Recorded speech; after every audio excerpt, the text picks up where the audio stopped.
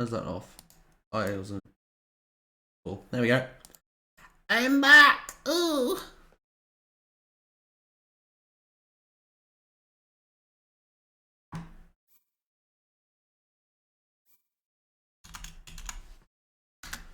One, two, three.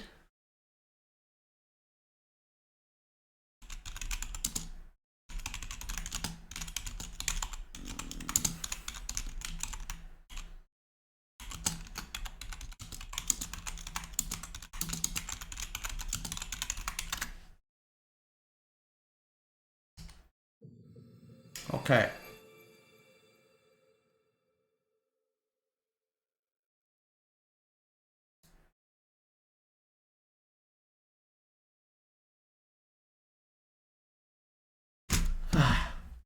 I need the drink. Very thirsty tonight. Dry throat.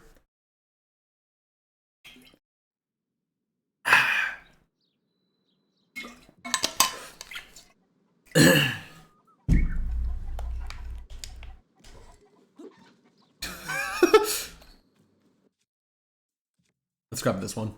That's kind of funny. Oh, so high up. Hey there, kid. Did you come to see the ring ruins too? You might bump into each other when you're running around the village seeing the sights. To learn more about the ring ruins, be sure to ask the Zonai survey team people here or the village chief. Find her and the few team members under one of the ring ruins and the one floating on the north side of the village. They're only the most amazing sight to see in Hyrule. Of all the ruins that fell everywhere, these ring-shaped wonders are only in this village, 5 of them. They found a stone slab with Zonai writing in 4 of the ruins. Those ancient messages are the main reason I came to this village. The problem is extreme fear of heights. My legs start shaking if I'm even on the second floor of a house. Every ring ruin fell somewhere up high. One of the ruins is floating above part of the village, so at least I can see it from below. The 4 though, forget about it, I can't even get close.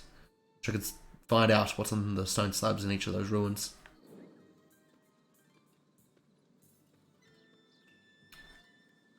Well, that'll be it. Oh, this is the donut! That's where I am, at the donut place. Ah. Cool, let's go up to the donut. Cool. I didn't realize this was the donut.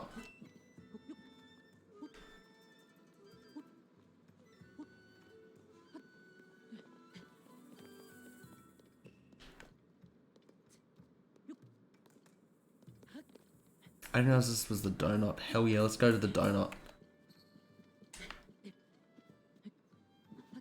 No. I'm up.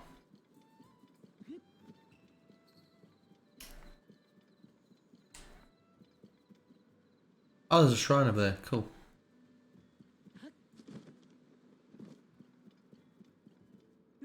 What's in the giant donut?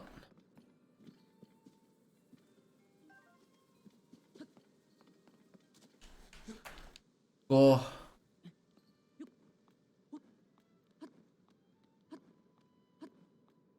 Oh, so that because I ran out of stamina.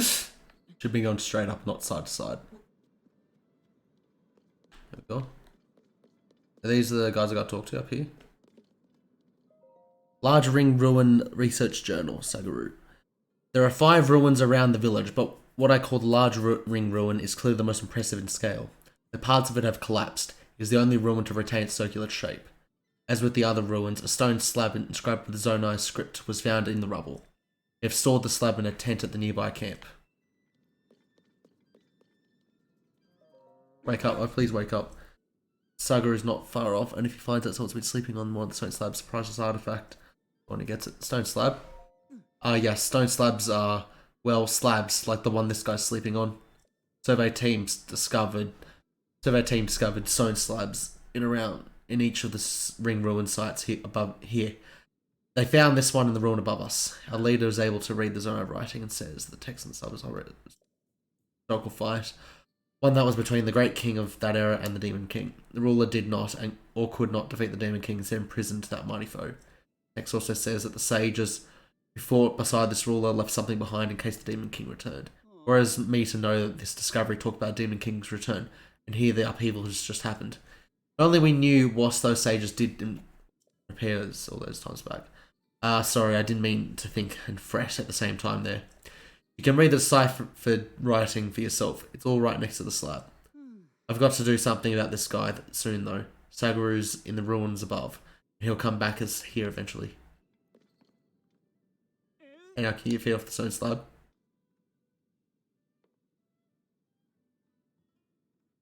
Can I just get rid of this dude?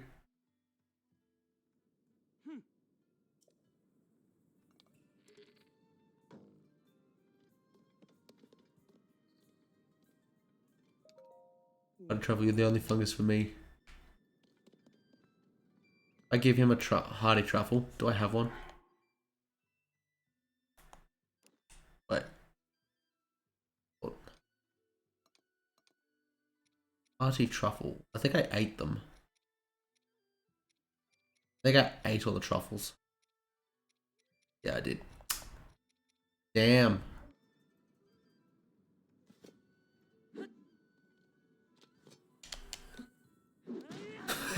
Just fucking don't put your feet on, but yeah, you can slam your fucking giant hammer into it.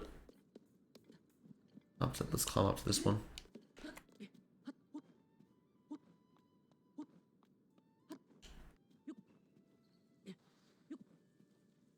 Oh, it's raining. Oh, fuck you.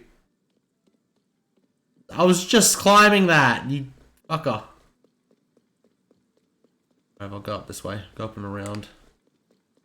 I'll go your proper way.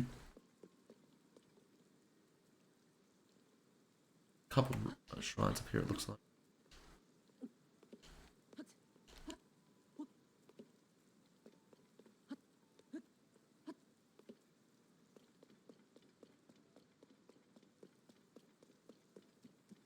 Rain in my eyes.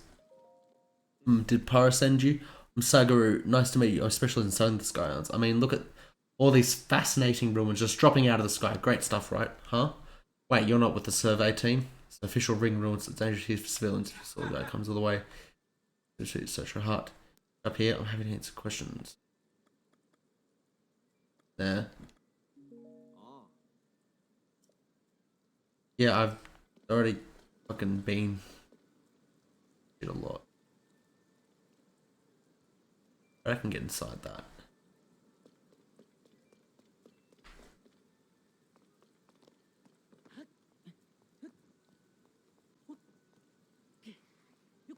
Oh, get up there.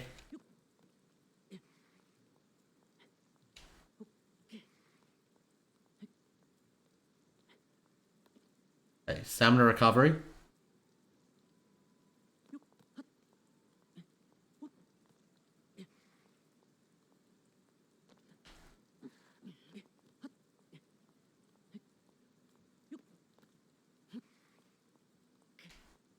Yes. Yes, I made it inside. Hells yeah.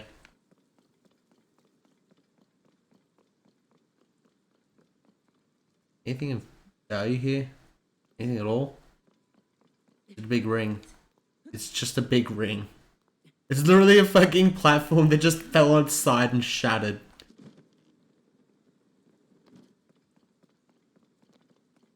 There's nothing really of interest here, looks like. There's a chest. Large zonite, cool. Other than that, this is pretty bare bones.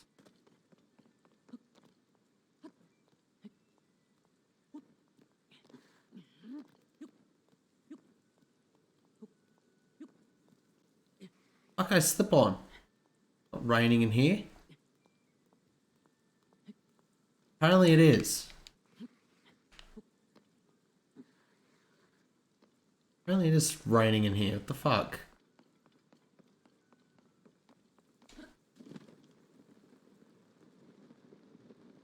Okay then.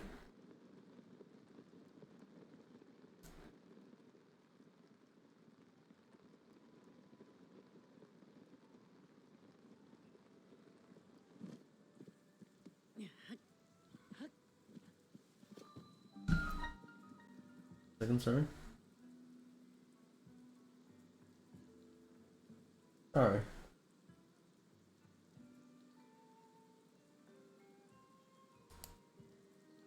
Oh, yeah, he's just doing a couple things. So I got someone that's gonna be joining the call a little bit.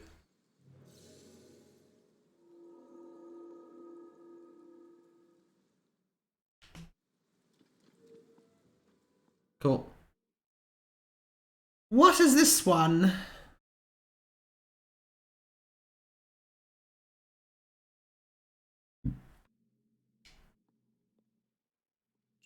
An upright device.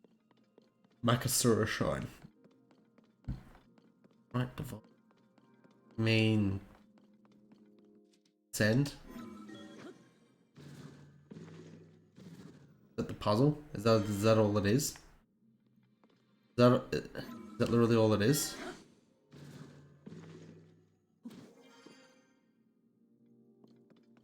Okay, I thought it was gonna say do the puzzles solving sound. Apparently not. Oh, that lagged for a second there. That did.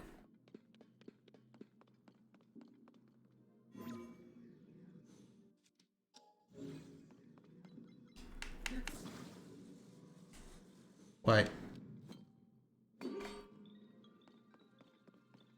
That's kind of cool. Grab a regular weapon so I don't break shit.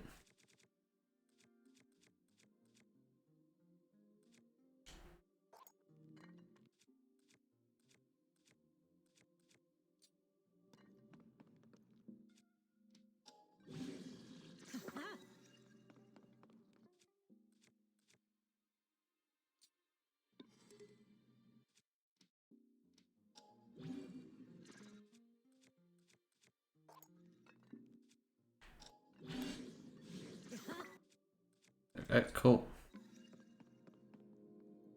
We're trying to get across there. Goes across there.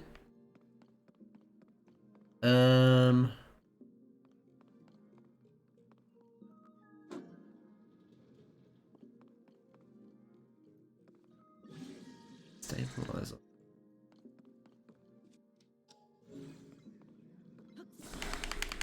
This is one giant thing. Okay. That cannot reach by a fucking large margin. This is actually a puzzle. Thing above. No. Oh, you know what I can do? You know what I can do?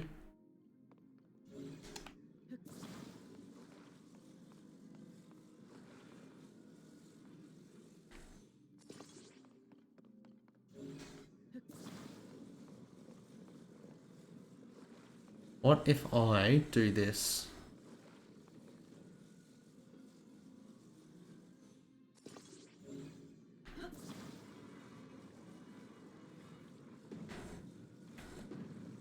Other way.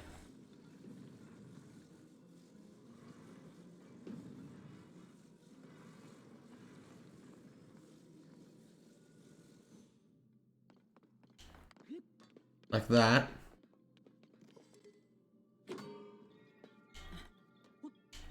Fuck, that's not... that's not what I better do. Ah. Yeah. That didn't work.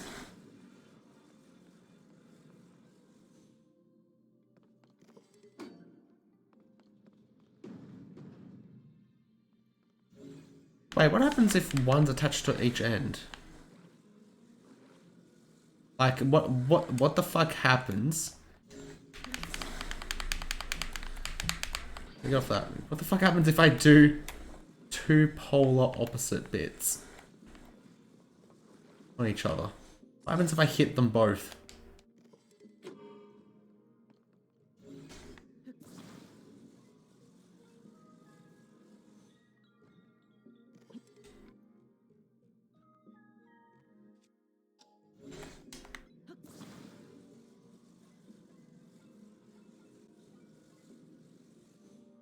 It just stays like that. Okay.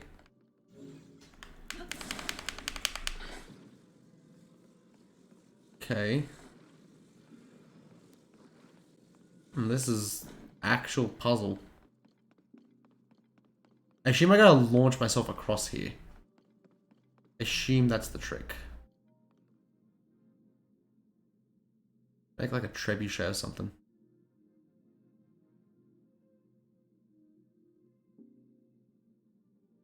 Yeah.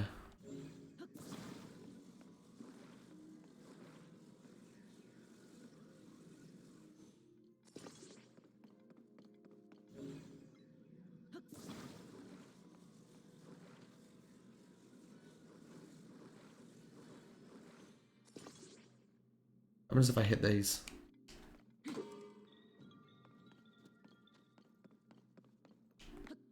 Okay.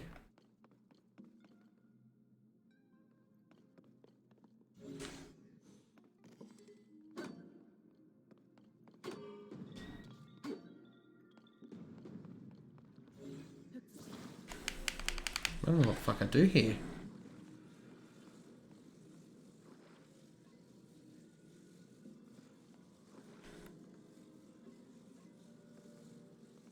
I put one there.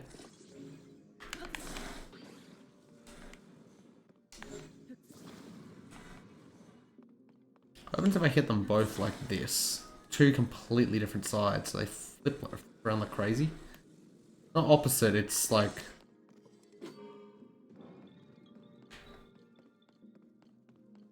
Okay.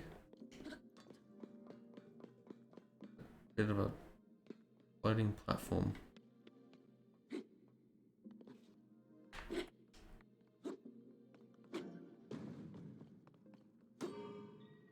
It takes priority there. What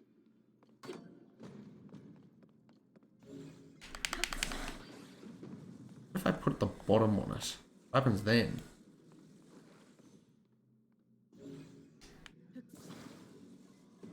To be honest, until this, I thought these things were kind of useless. But like, now, I don't know.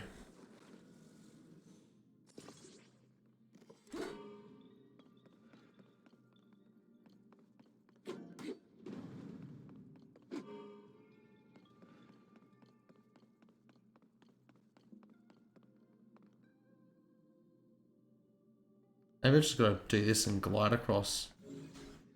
Maybe that's literally all it is.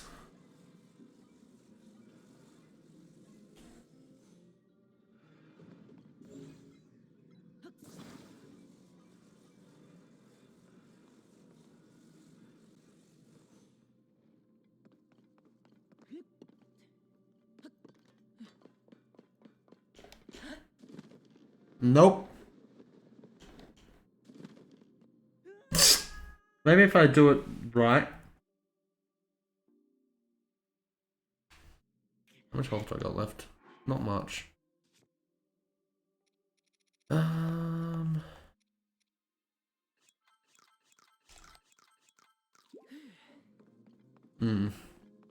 All he just wants me to do.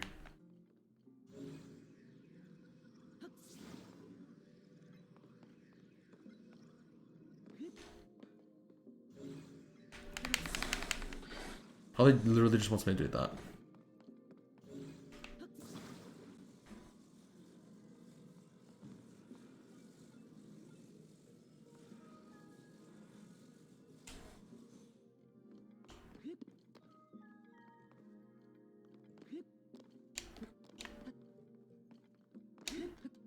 Probably what it wants me to do is this. Yeah. And that puzzle, like, stopped me for a bit longer than I thought it would. I guess you can just put shit in really awkward spots with that. Okay.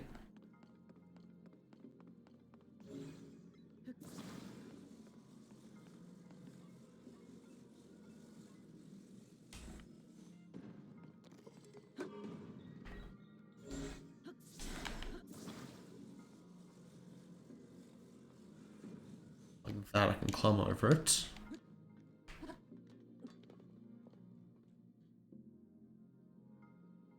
But once I do, then fucking... Okay, appears I can go over it. Oh, this is like a trebuchet. Oh.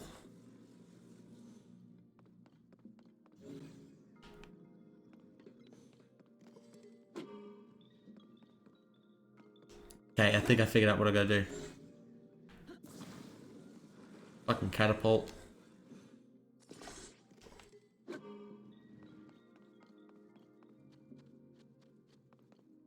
Go in the hole.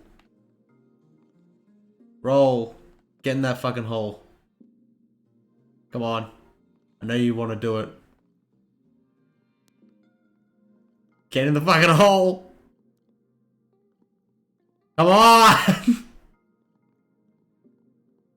Oh my fucking god, it's just edging. Come on. Get the fuck in there.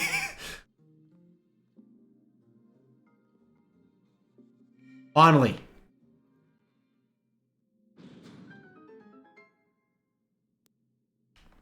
Oh, it didn't open this one? Okay. I guess I gotta launch myself out of here.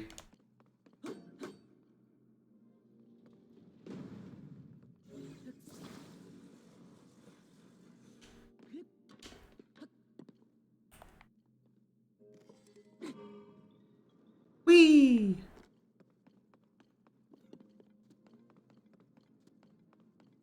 Oh, hell yeah. I see what I gotta do. I see what I gotta do.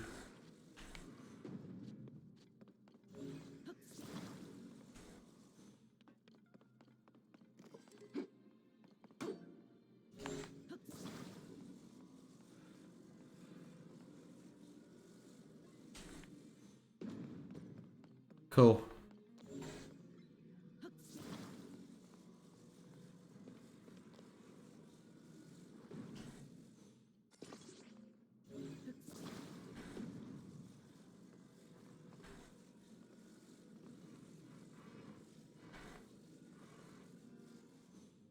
Okay.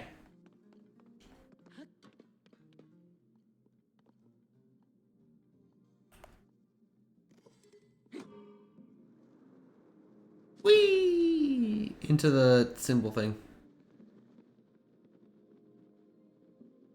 Oh, was there a secret chest in this level? I don't think I ever found that secret chest.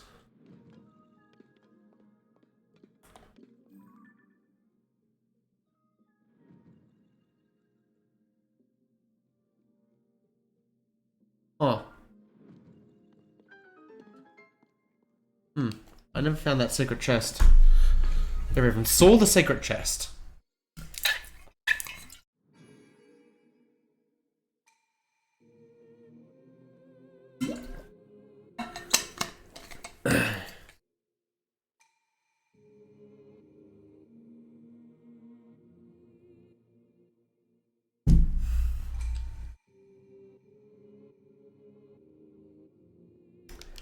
Oh.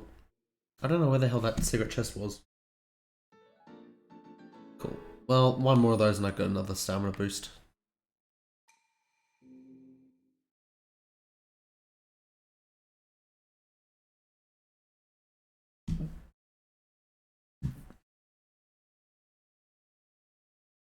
Oh, I didn't know that. You hit the lizard with a arrow and explodes.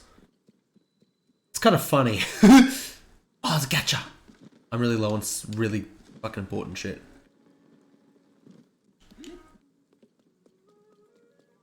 I'm really low on important shit.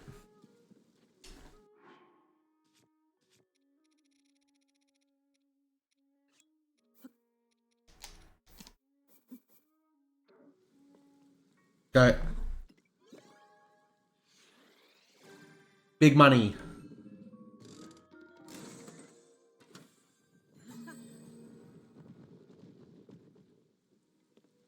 Balloon. Ooh. And balloon, fan, stabilizer, big wheel, stabilizer, stabilizer. I need pots. I don't have any pots. Used all them up. I used them all up. Damn, this one doesn't seem to drop. Doesn't seem to drop. Lots. Okay then.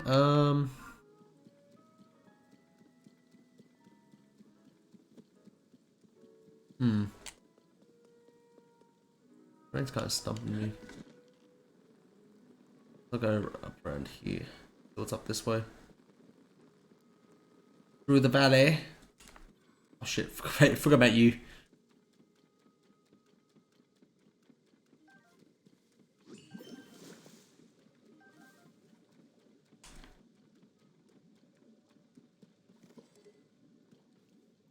Ooh, in the chest.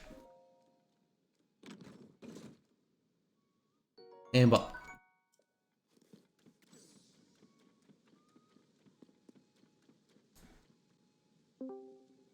Yo.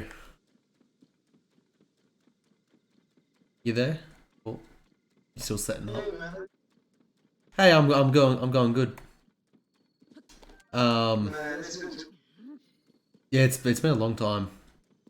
Long time. Yeah, it was the KD, the like guard codex released in 9. Oh yeah. I think that's the last time I sent you. Jeez. Man, why would You said you went. I didn't really get to read all of it just because I was like at work. Yeah, But I noticed you said something about Warhammer World. How was that? Yes, I visited Warhammer World. Oh yeah. Cool. What do they actually have at Warhammer World? Sorry? What do they actually have at Warhammer World? Because I actually got no idea. Big museum full of gigantic, insanely impressive dioramas. Really well painted models. Oh, yeah? They have Morgan's Bar, which is just a bar with a couple homemade drinks that are kind of like, you know, special, quote unquote. I heard they're okay, nothing special. Yep. I drank Pepsi Max. They Yep. have really cool Warhammer history stuff on display. And, they also have a store Oh yeah. that has some exclusives and Forge World store in the spot. For some reason, I can't believe this. They're actually the cheapest place in the world. You can get a Land Raider and a Rhino if you want a Land Raider and a Rhino. I mean, you could probably get cheap Land Raiders and Rhinos off eBay, considering they're like fucking been around since the like. If you want a brand new one, right? A brand new one, no, yeah. A brand new one. They're cheaper than the cheapest retailer in the UK. Okay. Because they have a Space Marine Command tank box, which is a Land Raider and a Rhino, with a few custom sprues that add the commanders and cool decoration. Oh yeah. Plus a transfer sheet. It's Cool. all for 85 pounds. Let me tell you how much it is in Australian dollars. Yeah, I got no idea how much pounds are. 166 Australian dollars and 15 cents. That's pretty good, honestly.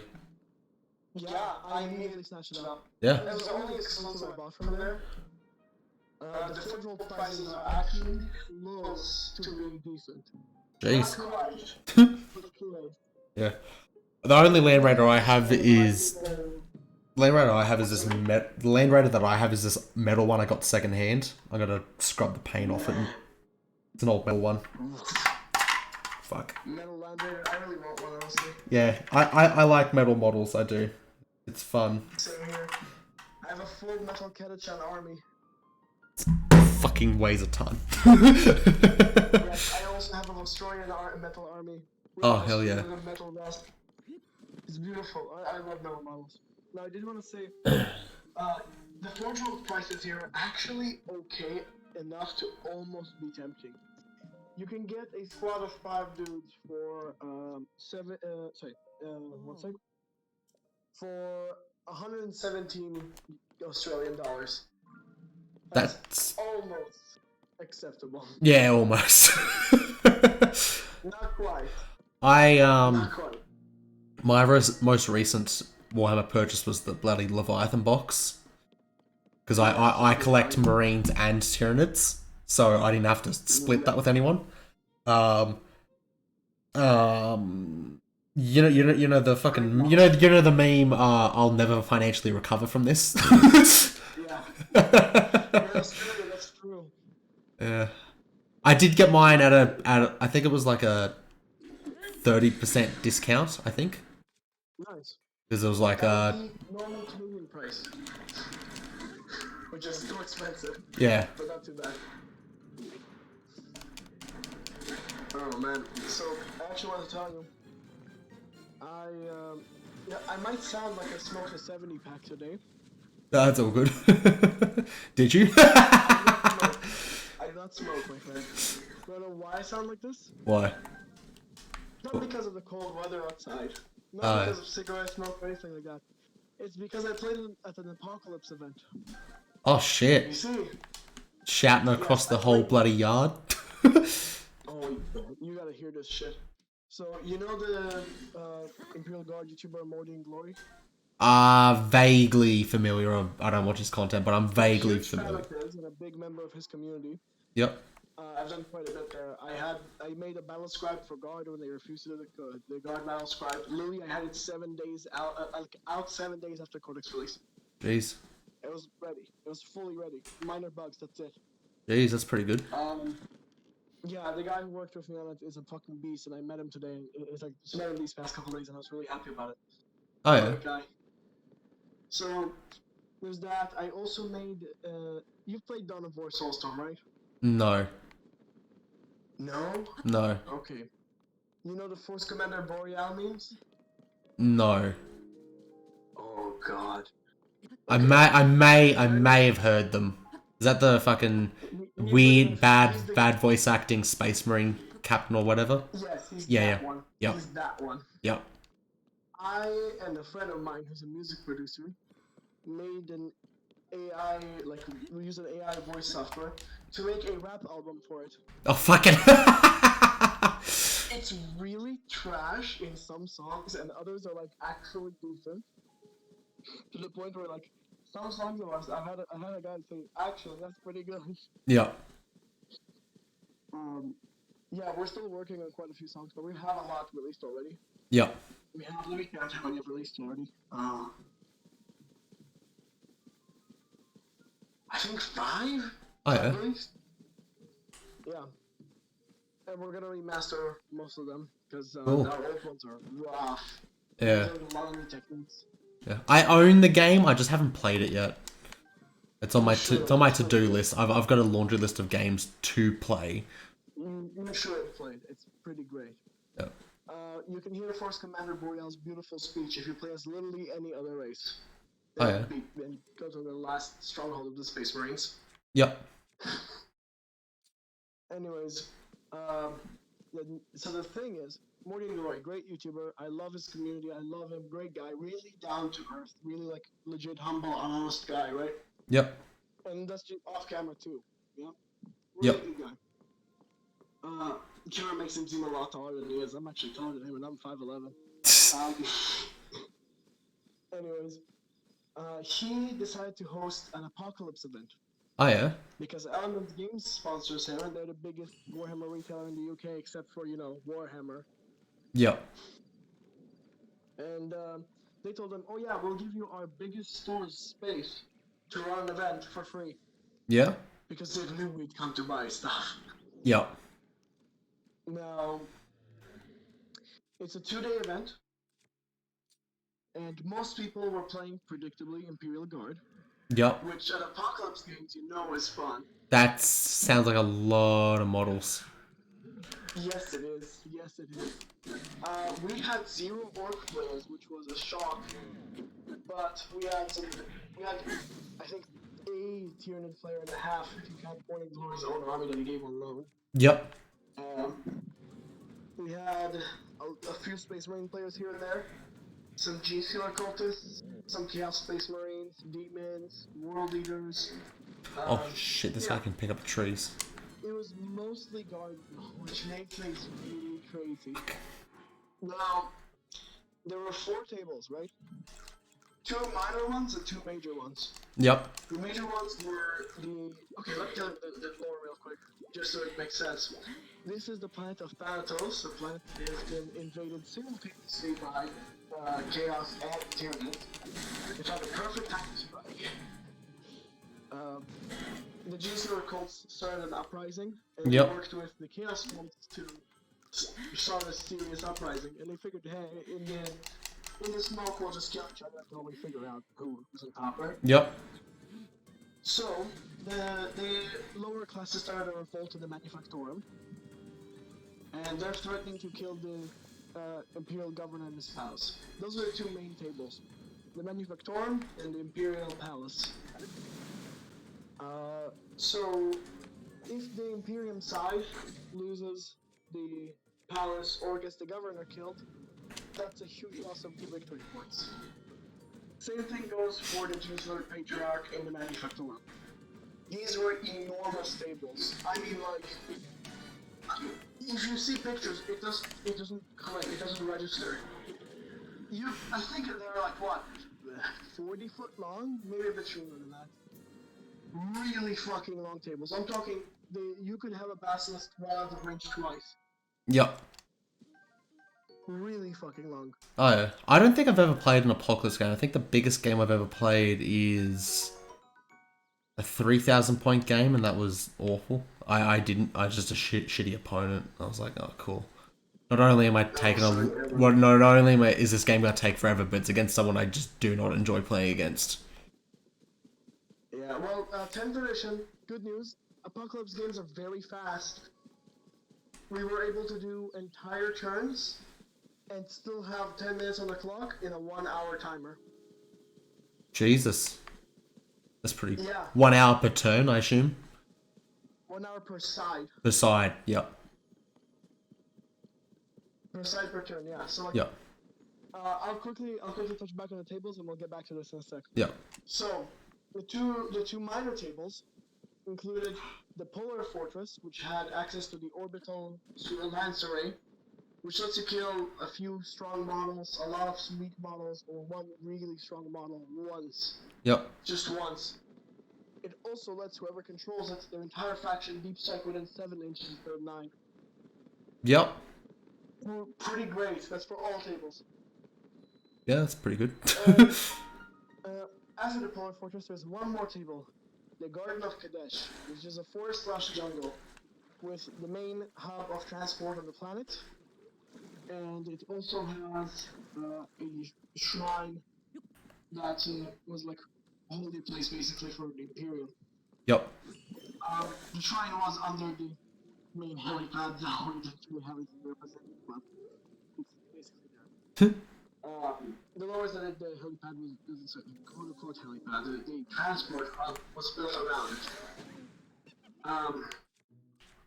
There were also 4 other objectives on this map.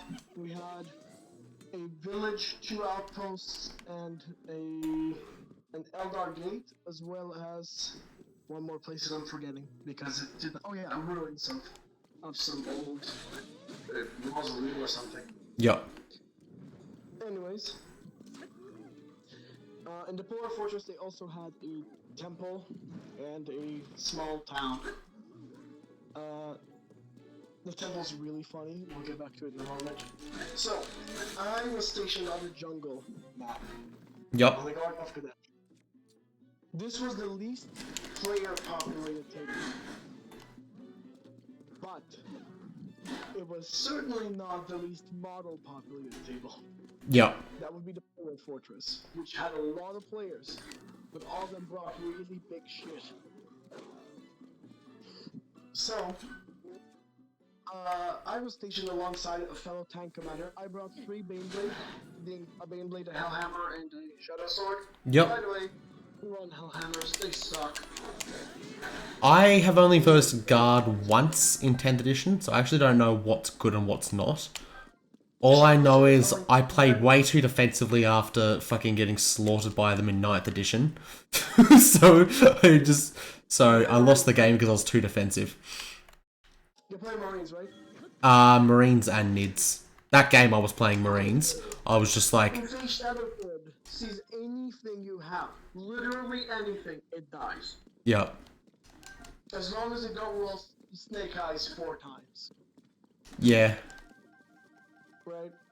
So, a Shadow Sword will literally just kill whatever's in front of it, unless if you're a gigantic titan, in which case it will most likely kill you. Yeah. I shot at an Tyranid Biotitan, Hierophant Biotitan, and it was left with 2 wounds. Jeez. I only succeeded 2 of my wound rolls. That's pretty good. Big gun. Anyways, Yep. It was me, a fellow tank commander who had a few Russes, a couple infantry squads here and there, and a couple of Dorns, and a Baneblade. Yep. And here's the thing. I was chosen to be commander of the jungle table, like main commander, right? Yep. Because I brought a cosplay because I was dedicated, okay? Anyways, I was told that basically, shit's fucked, you know?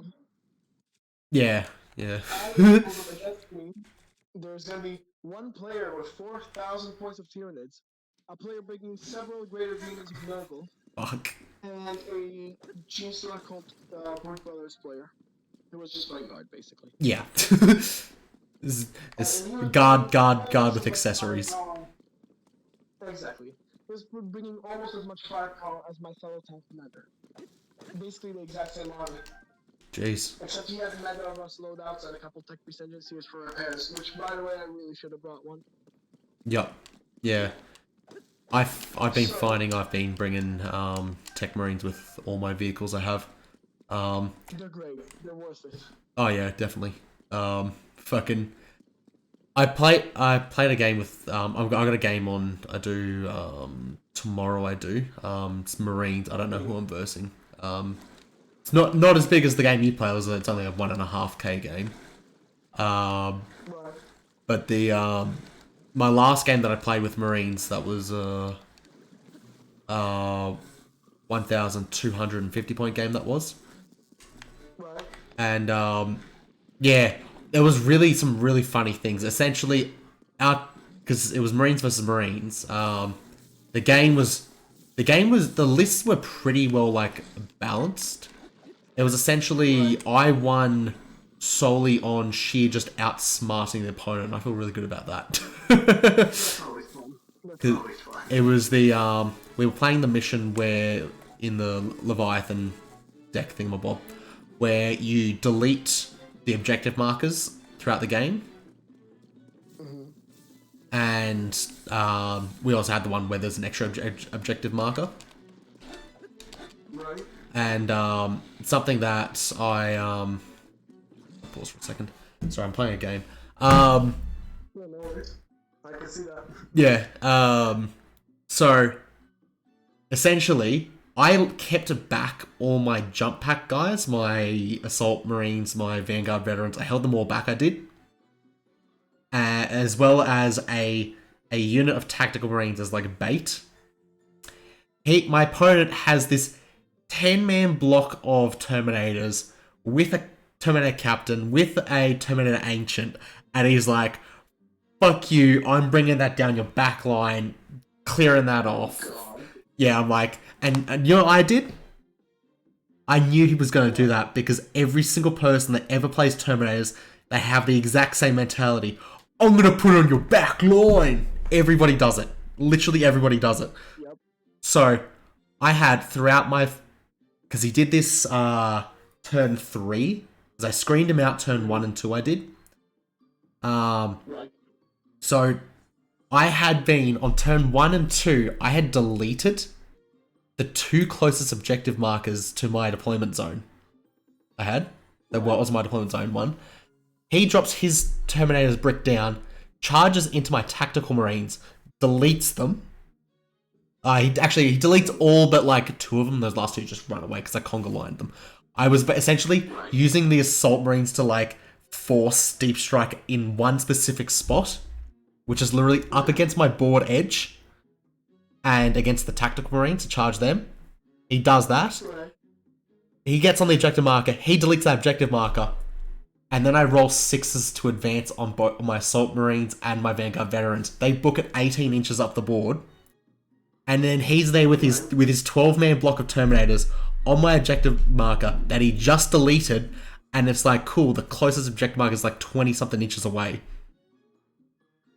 Gonna take a while to get there. They were stuck there for the rest of the game. He forfeited when he realised that. Very smart. It was like he put all his stuff way at the back of my. If I was holding back shit, yeah, that would have been terrible for me. But he put all his eggs in that one fucking basket, and I'm like, nope, fucking run away from that. And his stuff literally did not have the movement to catch up. Good work. Oh, it was great. I also had a my Storm Raven here. Let's grab it. Yo, Presto, welcome to the stream. Had my Storm Raven here. As a bait, as literal bait. Essentially, fun fact about 10th edition, because the wings are so fucking wide, it's essentially always in cover. In hover mode, it was in hover mode the whole game, so it's essentially always in cover. And then I was putting an Armor of Contempt on it. So I literally just had it parked in this one specific spot in his face. But he's putting all his shots into it because it's a big fucking scary plane. The plane only killed like two or three models. And it was like, yeah, it was. By the end of the game, by the time he forfeited, I had gotten Centurions into his deployment zone. Oh god. Yeah, I fucking 5D chest him. I say oh god for two reasons. One, I can't believe you managed to do that. I know. Two, you run Centurions? Nobody runs Centurions. I run Centurions because I fucking love them. I recently finished painting them, I did, which is why I wanted to play them. You are the singular human being in the entire world who loves them. I love them. They look so. Like you. They look so cool. I'll believe you in that one. I've got photos somewhere I do of it. Give me a second. I'll hold up and. Yeah, I was gonna say, in the event, right?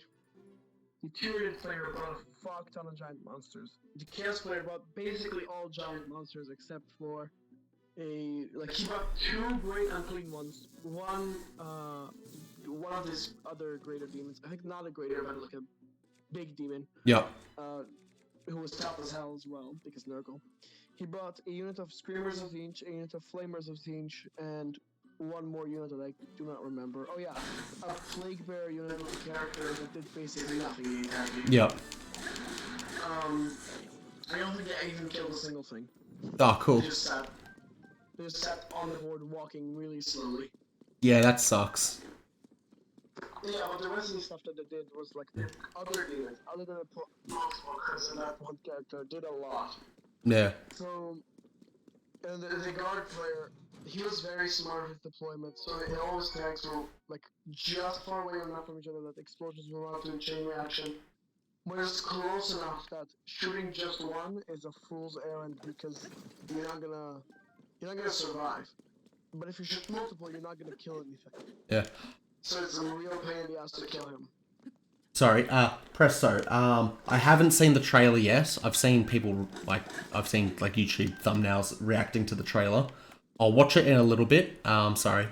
I will watch it later on the stream. It's only like 3 minutes.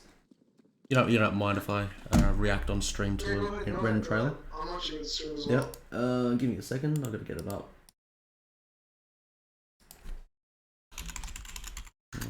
I need to eat breakfast today. It's all good. Here we go. It's like 3.5 minutes.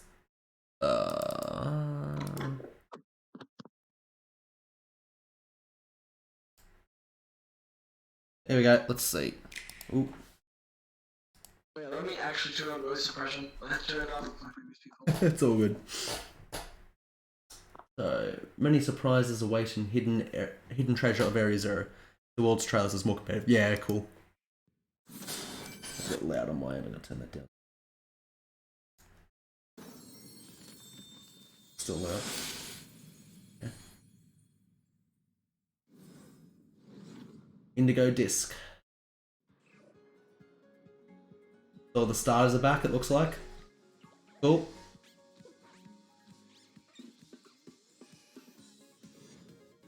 Us first part of Pokemon appearance. First partner Pokemon. Everyone says starter. Just call it starter. First partner. That sounds so odd. That's very odd vernacular. It does.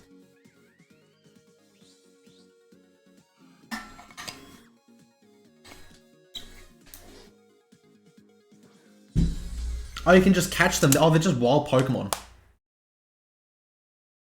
They're just wild Pokemon you can catch there. Cool.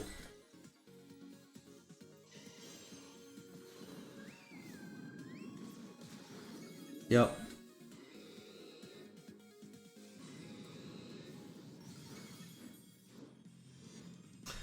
Here goes the battle section. Dondozo in singles. What are you, crazy? You move Psychic Noise, deals damage and prevents target from healing. Ooh, fuck. Fuck no, my stall. My fucking stall, no. My stupid stall, no. Oh god. I love stall. It fucks me over.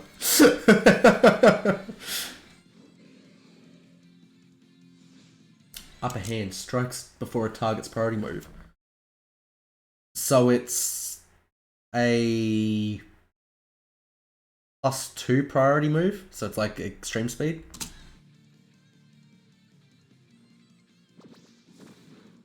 Doesn't seem to do much damage. So. Oh! It can flinch. The other guy. Oh, okay. That's huge. It's an anti-priority move. Not everyone runs priority move. It's good against like Sizzle. Fucking Sizzle spams bullet punch and fucking shit like that. But if it's guaranteed flinch against priority, that's gonna fuck over so many people.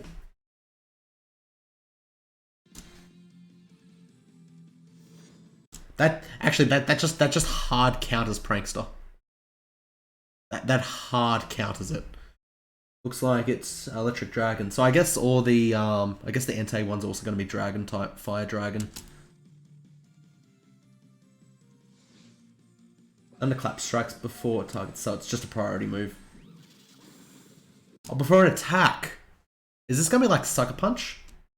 Special electric Sucker Punch? That's kinda cool. Also, I just want to check the back of it. Okay, no. Its tail doesn't start on its neck. I like how it's got a cloud on its ass.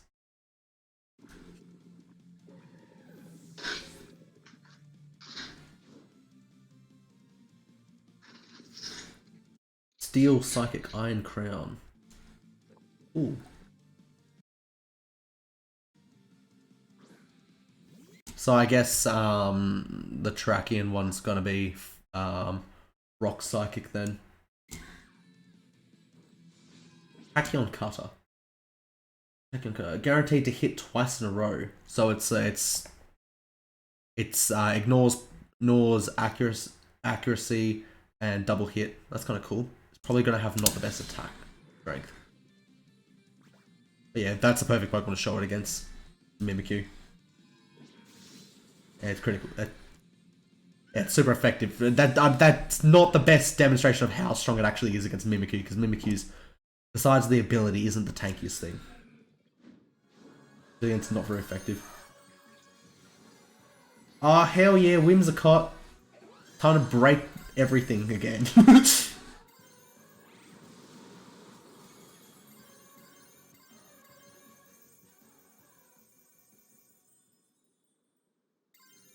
Oh, what the fuck is that?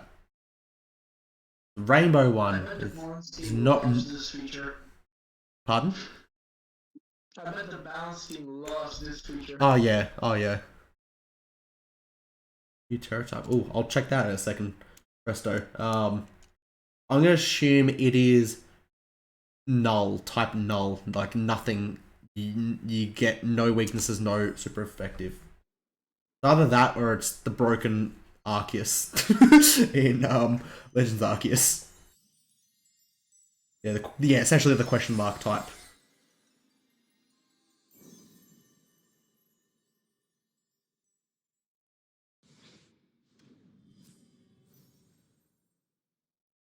Cool. Information. Oh, it's just the event currently on. Wait.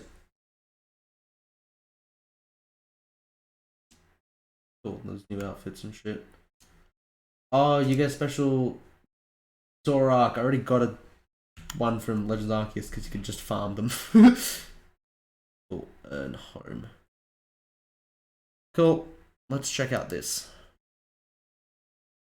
Terratype.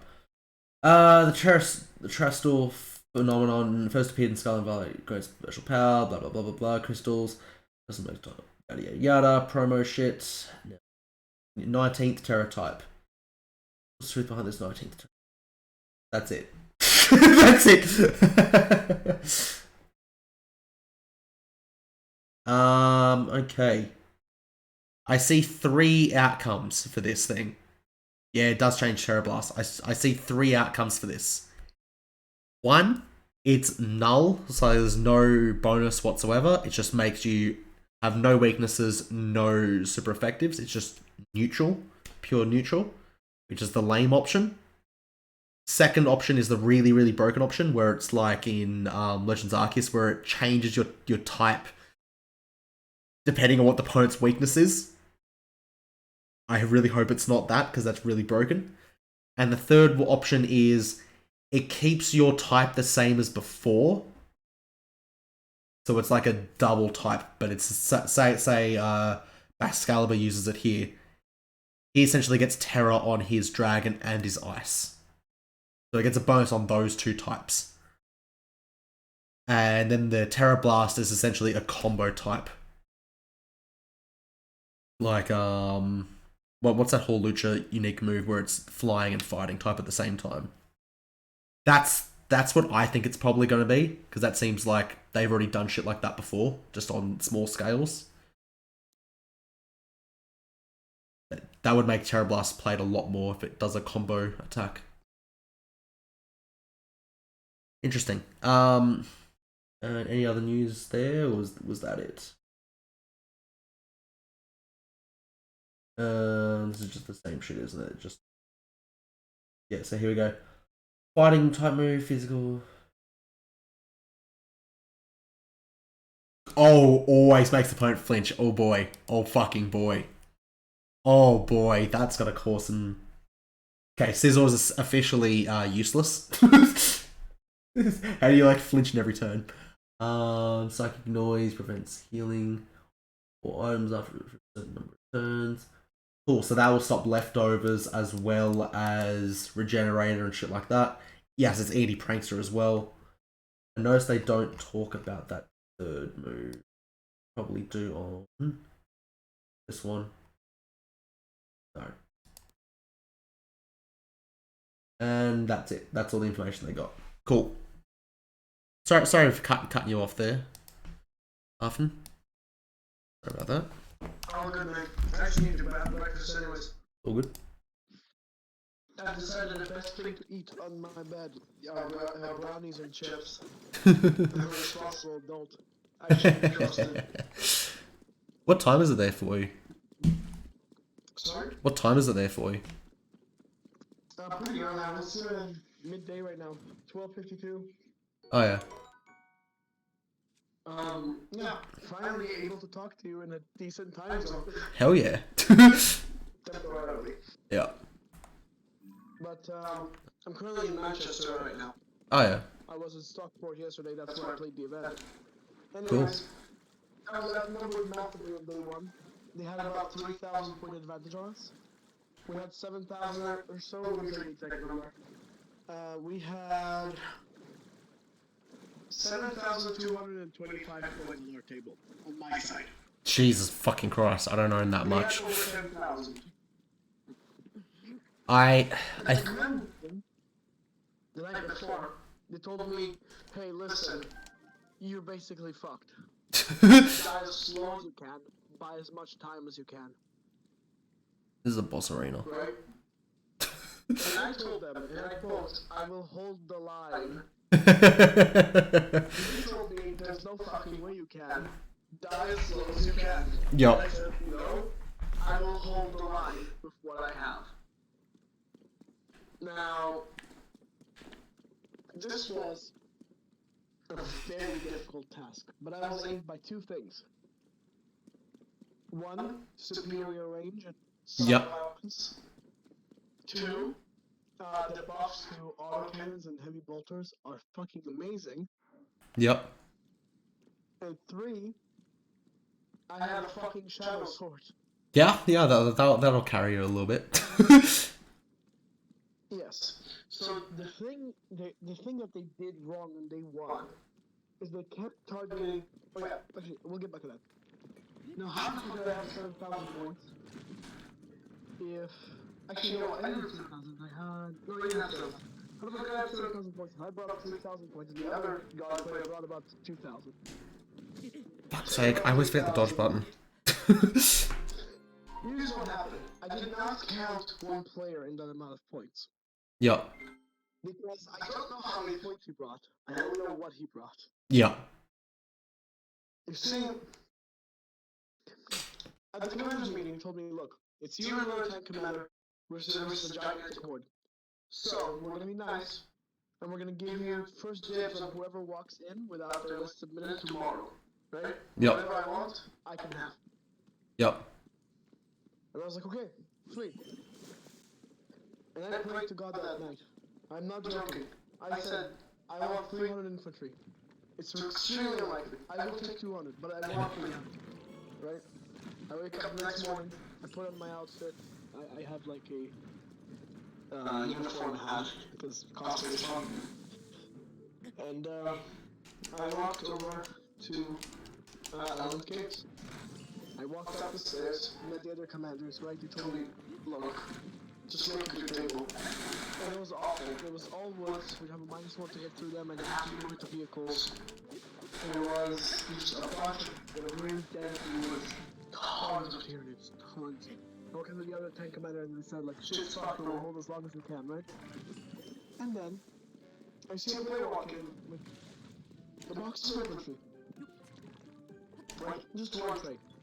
And I said, oh, hi, how are you doing? He's like, oh, I'm doing good. I asked, what did you bring with you? And he said, oh, you know, 550 infantry models.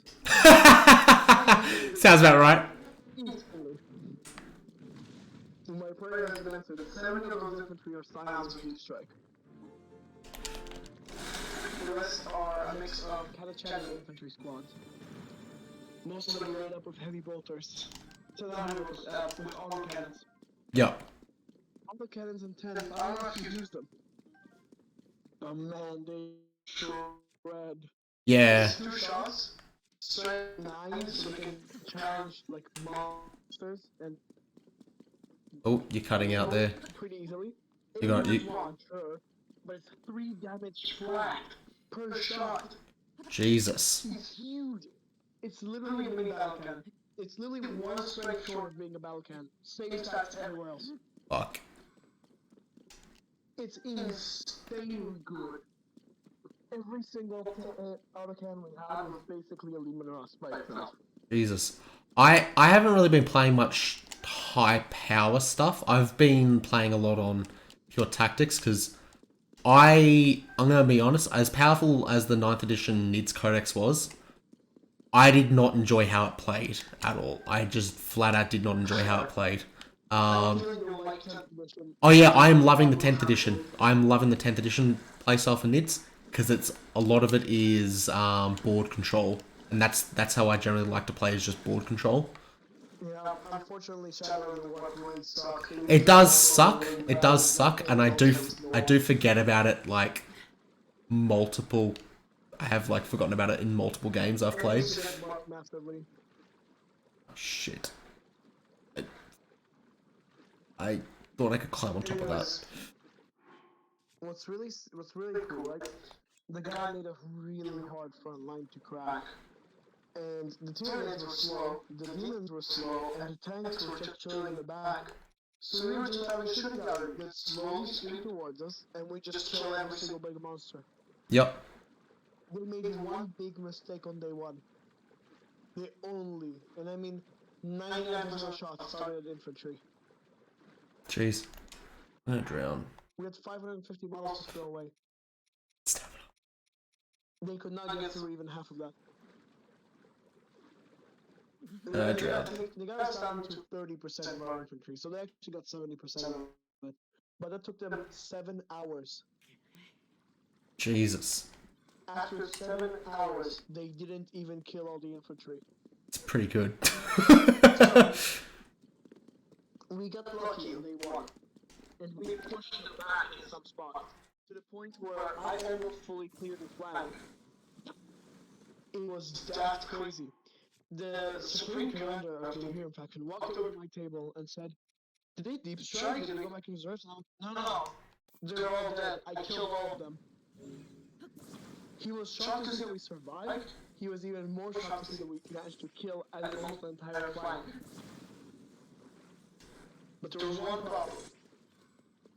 They put their demons, their greater demons of Nurgle, on the landing platform that is the main objective. Yep.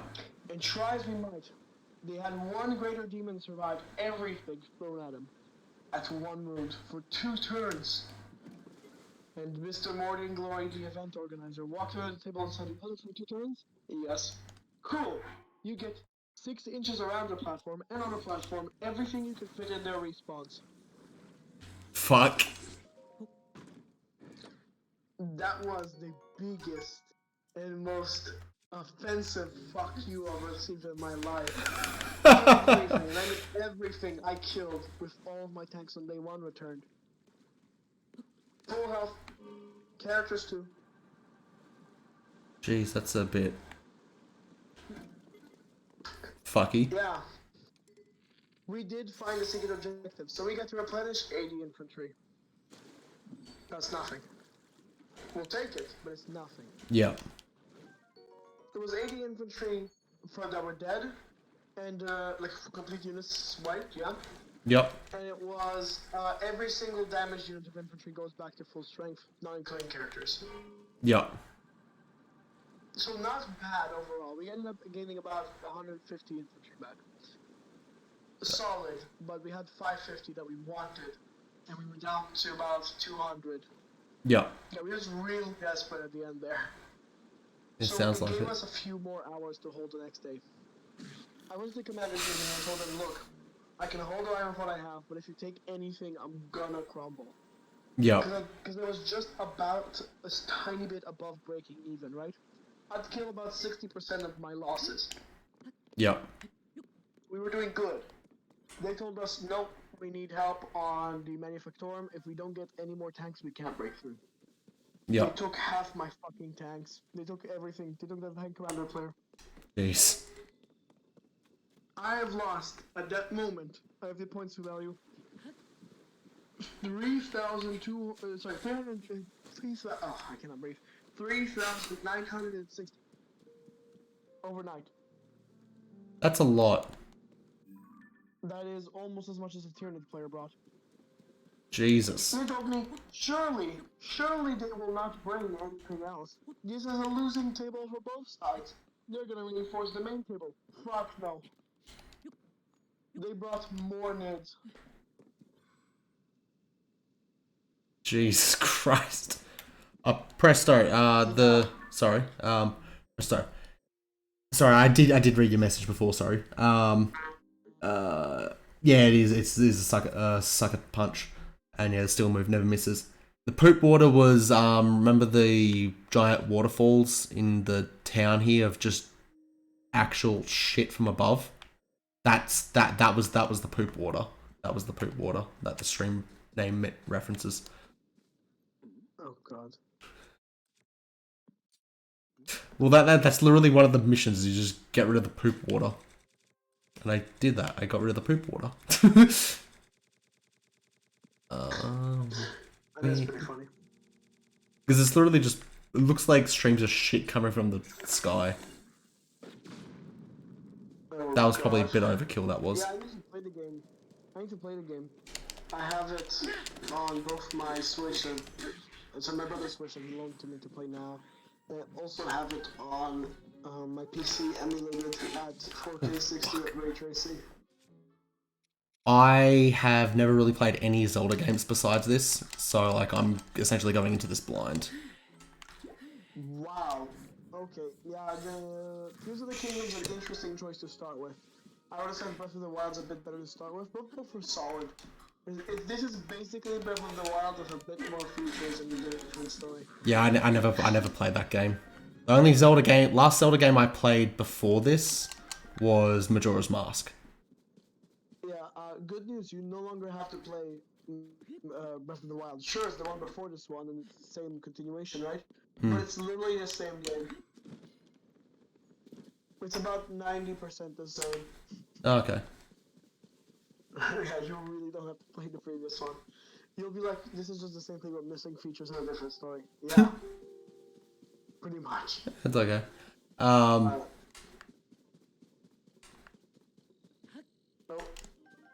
My connection died for a second there, but I'm okay. All good. Anyways, right. So day 2 rolls around. When they get more reinforcements, we have less. Oh no. My confidence is starting to waver.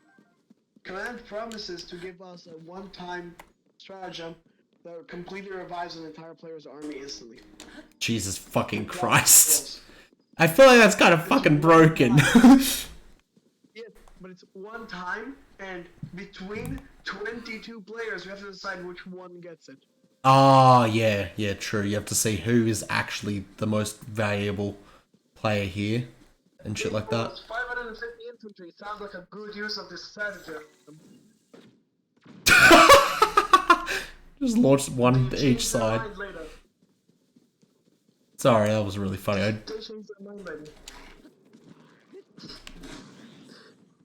They decided not to give it to us in the end, and so we're gonna have no support. It's just us. Oof. Our entire right flank collapsed, but we've cleared the entire left flank. We were holding the center, but just barely. And then we started running in my tanks. Jeez. I lost a Baneblade and a Shadow Sword in the same turn, Oof. as well as 2 Russes. Oof. Next turn I won another Russ. Oof. The turn after that, I lost a Hellhammer. All of my Baneblade chassis were gone. What the fuck did you have left? I went to a handful of Rockers. What's left there after I that? was inflicting insanely high casualties on them. Like, I was killing multiple gigantic Tyranid monsters every turn with heavy bolters, yeah. Oh yeah. Like, you know what Tyrannofex is? Yep. I love playing mine. I just camp in middle and fucking defensive. With, like, 3 autocannon heavy weapon teams that hit on 4-ups. Oof. Yeah, I would kill, literally, with 8 shots of autocannons, I would kill Tyrannofex. Right? Infantry squads, I had them killing greater demons of Nurgle by sheer luck. My last game was my last game was actually versus. Sorry. My last game was actually versus demons. It was. I hadn't played pure demons. I hadn't played against pure demons. Jesus Christ, I'm gonna write this down when I'm doing this. Give me a second. I hadn't played against pure demons at all this edition so far. Turns out Nids, well, how I play Nids at least, hard counters demons like stupid hard. You know how demons like deep strike half their army? What type of This was a mixture of Khorne and Slaanesh. Oh, those, yeah, they will crumble to Nids. Yeah, well, essentially, you know how like I think most. Oh fuck! It's the hands. Jesus Christ! I didn't realize it was the hands. Okay, I'm getting the fuck out of there. Yeah. Fuck those hands. Nurgle and Tzeentch will hard counter you. I'm warning you. Nurgle You say that. You say that. My experience with versus him was he deep striked a lot of stuff. With my Nids, I essentially forced him to deep strike all his stuff into his own deployment zone. Right, but that's Khorne and Slaanesh. Nurgle and Tzeentch are fucking different. They're nothing like the Khorne and Slaanesh. Do you not deep strike those ones? Oh, depends. It's certainly not turn 1 for most of them. But I hope you like 4-inch deep strikes. I mean, that's essentially what my Hormagaunts were for. Was just like spread them out over like 2/3 of the board, so essentially he couldn't deep strike. But I hope you like Forge Deep Strike with AP -4 flamers that deal 3 damage a shock. Oh, it's a fucking gaunt. I don't really care how much damage it does. No, that's how I lost. That's how I lost 18 wounds on a Shadow Sword from a single unit of flamers of each. Jeez. Yeah, you don't think, oh, it's just flamers. They're like a normal basic unit. How much damage can they do? Shadow Sword leave me dead instantly. And I was like, okay, never underestimating them again. Yep. Tzeentch do insane damage output and in ranged and are really tough. And Nurgle is just, hey, I don't care what your strength is, I don't care what your AP is, you don't have enough. I have Feel No Pains, I have Emeralds, I have everything. Why are you even shooting me? It's just not worth it. Yeah. Lily Lasguns are more effective than shooting, like, most weapons at them. Yep. Because they're just, you just want a huge amount of shots, or you want a huge amount of damage with a really high strength shot. So like a Shadow Sword is perfect for killing a Demon of Nurgle. Yep. Because it's like strength 24, damage 12. Mm. So what you're gonna do is you're gonna shoot them, and if you get lucky and you roll 6 to wound, that's mortal wounds. 12 mortal wounds per shot, that does that. Yep. You get really lucky, they're really scary. That's how I killed Rodriguez twice, instantly. And the Norn Queen, instantly. And put a Biotitan to 2 wounds. I could have easily killed it, I just was unlucky. Did you say you killed a Norn Queen? I didn't think that was an actual unit. Well, what is it? Is that one unit that's, it's like a lying down giant bug with wings? The Harridan. Maybe? I can't tell. Giant needs aircraft. It's not an aircraft. Lying down. That's It's not a Harridan. I just googled it, it's not that one. okay. It's like completely lying down on the ground, yeah? I don't know what unit you're talking about then. Hold on, let me look up Forge World models, because it is a Forge World. Because they got rid of a bunch of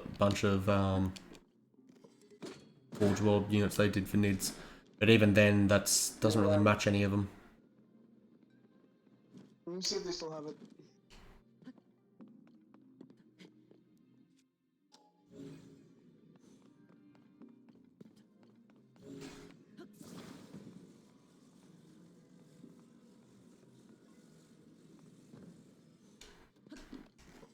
Anyways, I don't remember what it was. It was a gigantic fucking monster, and it died instantly. It had Huh. like 20-something wounds. Was it a Arajul? I can't tell. I don't Okay. know the name of the thing I killed. Yeah, sorry. I killed it so fast that you couldn't Yep. even tell me what the name was. Sorry, I was just a bit confused because like Norn Queen is a something from lore. It doesn't actually have a model. Yeah. So then Nor... Fucking in there. Look at this shit edging. I don't know what it was. Yeah, it's all good. Anyways, I killed it. It died. Shadow Sword best. Shadow Sword died later. Sad. Anyways, we had to give up the entire right flank and start retreating. But we held the other 3 objectives that we had. Yep. Unfortunately, they held 4, so they won the table, quote unquote. But we literally held the line for both days. They did not manage to break us. What does this do? You have to understand this. We were outnumbered by almost 10,000 points on day 2. That's pretty good. And they did not break us. That's pretty good. It's horrifying, is what it is. Yeah. And I'm just glad we managed to do it. It was just fucking insane. And I still shake whenever I pick up drinks. And this is why my voice sounds like that, because I went through so much stress in such a short time. Oh It yeah. was the best Warhammer deal I've ever had. Oh yeah. I haven't really played any So, big the games. I haven't really played any big games yet. Because they're great. yeah. Oh no, just like the hobby shop I go to, they have like a slow grow sort of thing, so it's like slowly building up list sizes. They're only up to 1.5k points at this point. That's Yeah. unfortunate. Yeah, so that's the largest size game I've played so far. Yeah, that's my local groups. We all play 1500. But if you can get a bunch of 1500 points together, that's an apocalypse game. Yeah. I don't believe there's a table that big for that though. At the shop. Just take 2 tables, put them together. They're like how they've set it up. It's like attached to the floor. Can't really move them around. You'll have to figure out something else then. But that event was insane. Morning Glory walked over to me, by the way. He was constantly screwing me over with debuffs, by the way. Like, every single turn he would add something to the enemy team just to make it worse and worse and worse to see if he could break me. And he told me, like, I know you enjoyed this, you bastard. Because, we've been, like, texting a lot, right? He's like, I know you enjoyed this, you bastard. That's why I did this to you. And I'm like, you motherfucker with your writing. Tim is a great guy. Yep. But man, it was brutal. Nobody in my team had faith in me. Not a single one. Until they saw what I could fucking do. They told me, another player told me later that he spotted me walking around the room whenever I'd have time to think. Literally whispering to myself, hold the line, hold the line, hold the line. Apparently I did that. I don't know if I did, but multiple players have told me that this is true. Cool. So apparently, I've been a fucking psychopath. And, what else was there? There was one more. Yes, another player reported he saw me twitching on occasion. I feel like at the end of the game, I felt weird. Not because it was like, over, but like, so not because like we lost or whatever. It's because it was over and it felt wrong. Yeah. Like, where is the fighting on? I felt like one of those World War I soldiers coming back home and like their kid goes to hug them and they're like, I can't exist like a civilian line. Yeah. It was fucking horrifying. Anyways, that was my last 2 days. How were your last 2 days? My last 2 days was weekend and well, technically, do you count today as the last 2 days? Because it's like night time for me. It was just work and I don't know, just doing shit around the house. I didn't really do anything exciting because I hobby nights for me is Tuesday night. It is. So yeah, I Let me send you some pictures. so it's like tomorrow night. I'm doing it. I'm playing a game. These are all from day one, and I also have some memes that I've made several of them. This one. Do you mind if I put him on the stream? You can Do you mind if I? go ahead and throw them up on the stream. Yep, I can. Cool. Just getting your confirmation. I can put them up on stream just so I can show. Yeah, absolutely. Yeah, cool. Give me a second. The swordjack looking images from our first commanders meeting. Jesus Christ. Even that's enormous. That's so much. That was day one. It got worse day two. We lost half the tanks. We had basically nothing alive, and they had more nades, and I still held. And I made this at 1 a.m. after day one. Here, I'm gonna send it to you. This is exactly how it felt. Oh, fucking hell, man. Here's another one.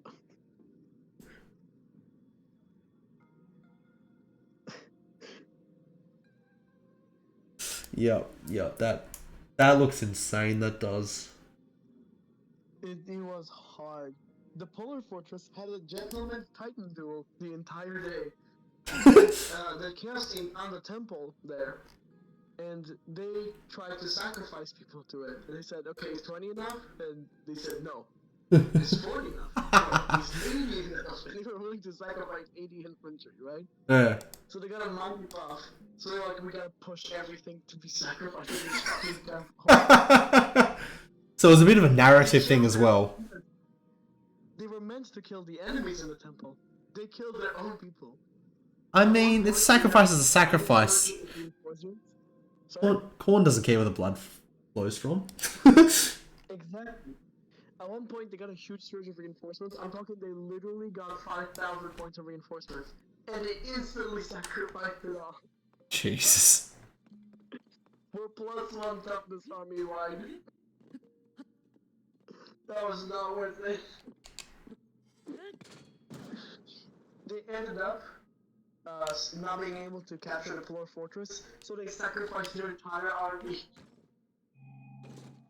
Or everything they had. Jeez.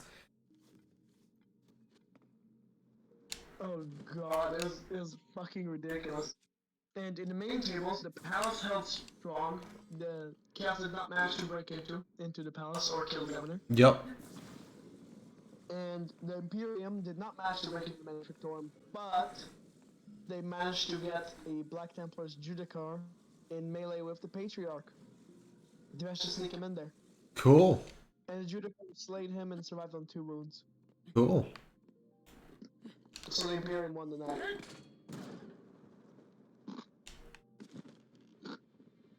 It was Check out very extremely high. hard. Yeah, I can imagine.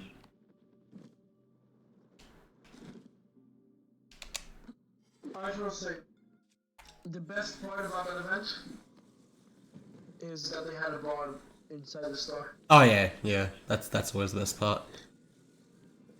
I don't drink, right? Yeah. But everybody else does, and we really needed it. Yeah, when you're playing that long, if I'm playing a game that fucking long, over several days, I want there to be a fucking bar. I'm not playing that long sober. The infantry player who bought 550 infantry always had a beer next to him. Yep. And it was his first time playing 40k. And he chose to play his first game of 40k as an apocalypse game. No, he just played his first 40k game as an apocalypse game with 550 infantry. How did he get that many models? Was he borrowing models? He painted them all. He said he built and painted. They realized, yeah, I guess I have enough.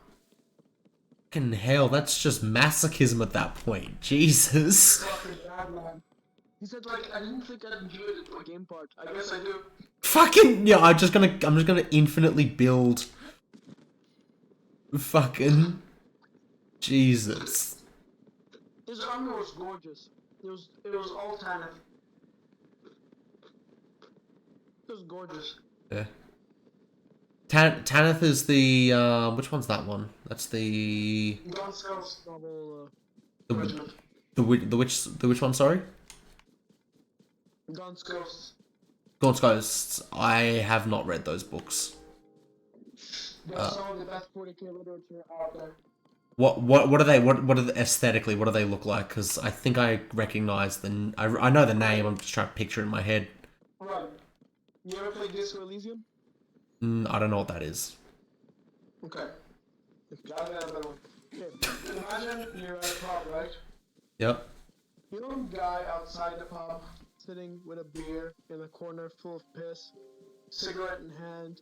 He looks like he's been there for the past 7 days. His beard and hair is just covered in muck. His face looks like he's literally like from a horror game, right? Yep. Now give this guy a torn green cloak and camo clothing and an Alaska. Yep. So That's what they look like. grizzled army dude. Isn't that essentially Cadian? They're the guerrilla warriors. I'm just looking it up. Sorry. Tanith Firstborn. Is it? No, not that's not Firstborn. That's Vestroyan. Tanith That's a band apparently. Tanith 40k. Yeah. Tell me how apt my description was. Oh yeah, I see. Yep. They do look like it. Yeah. Yeah. Bit grizzled. Basically, the story of the Tanakh is that their planet rebelled, and they were fighting a guerrilla war to get it back. And by the time they succeeded, the Imperium was so impressed that they basically told them, "Hey, go on a crusade in this area called the Sabbat World. We need you. We can't fight a conventional war there." Yep. It's on the Sabbat World's Crusade, whatever the fuck books. That's on my watch that's on my to read list. There's like a million books on that to read list. You should read the God's Ghost books first, because the Sabbat World is just a part of their series. Yep. Yeah, I was gonna start with whatever was the starting point for that. That was just like that general series was the on my to read list. Series, 1 second. Yeah, Guns Ghost series. And I'll pull it up on Wikipedia to tell you what the order is. Oh, I'll be able to find that order.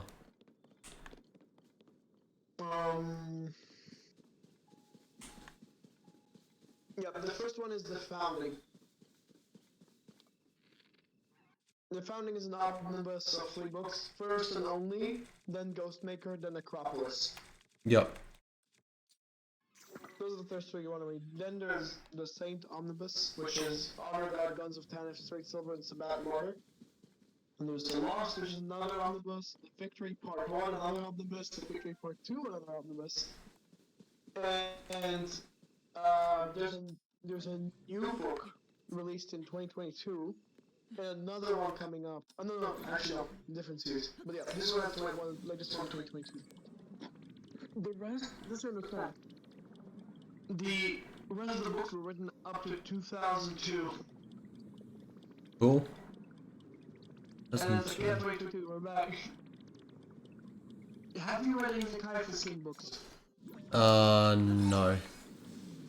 Okay. I haven't read many. I haven't read many of 40k books. Fair. Me neither. I've seen a meme that describes both series perfectly. Caiaphas King, smiling commissar, thumbs up. Life is meaningless. Guns Ghost, depressed commissar, life is meaningless. Yep. That's how you should know which series to pick. Yep. I'll eventually read them both. There's just a. What was that? Just a random Also, falling pretty particle Guns thing. Ghost was written by Dan Abnett, who's one of the best Warhammer writers. He's Yep. also the guy who invented Guardians of the Galaxy, like the characters and series in general. Okay. So, good writer. Love his works. I think I've read some of his. Let me check because I've been going through audiobooks I have because I don't have the time. I can listen to audiobooks while I'm at work and driving He and also shit. wrote the first book of the Horse Heresy, Horse Rising. Yeah, I really liked those ones I did. So the 40k books that I have read is, give me a second, it's just loading on my phone. Is Infinite and the Divine. Beautiful book. The Lion, Son of the Forest. Right. The Horus Heresy books up to book 6. I read 1 regular book, 2 miscellaneous Warhammer books, and then 3 Horus Heresy books, and then I go like in a circle, just cycle. So I'm not listening to every fucking thing in a row because I'll break my brain. Bro. Islam 3 was horrible.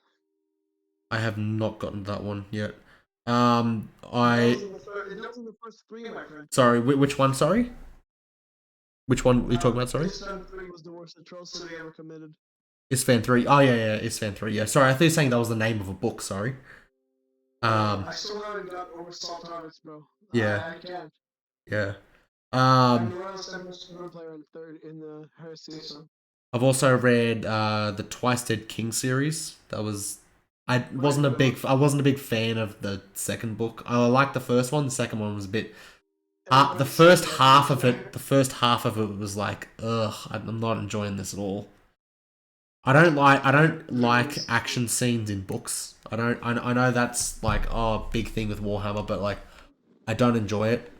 I find a lot of action scenes hard to follow because it's just the same shit. Everything have a reason and purpose to be there. Yeah. I think the only book series where I found where I actively can follow every little thing about an action scene in a book is the Game of Thrones series, the Song of Ice and Fire. I can actually follow all the combat and everything that's going on in those books. He's pretty good writing there.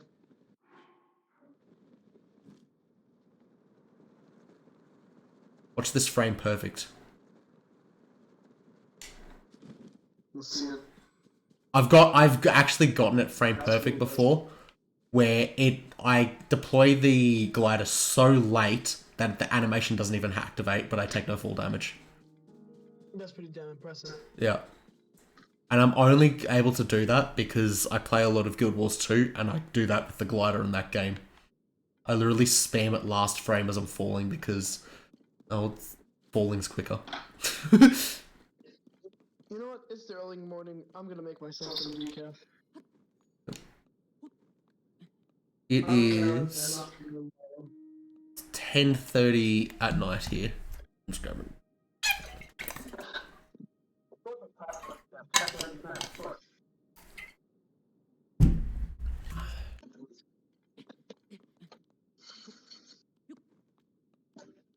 So I got a game, 1,500 point game tomorrow, playing Marines.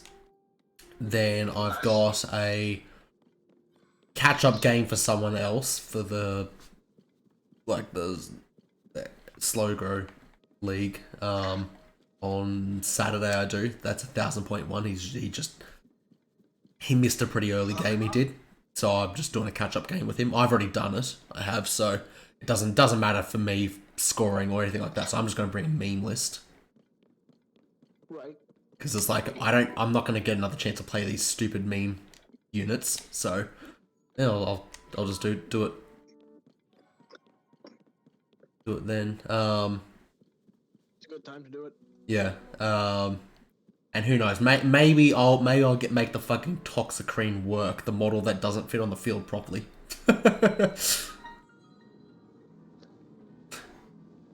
Maybe I'll make it work. Who knows? When the glow of the blood-stained moon. But yeah.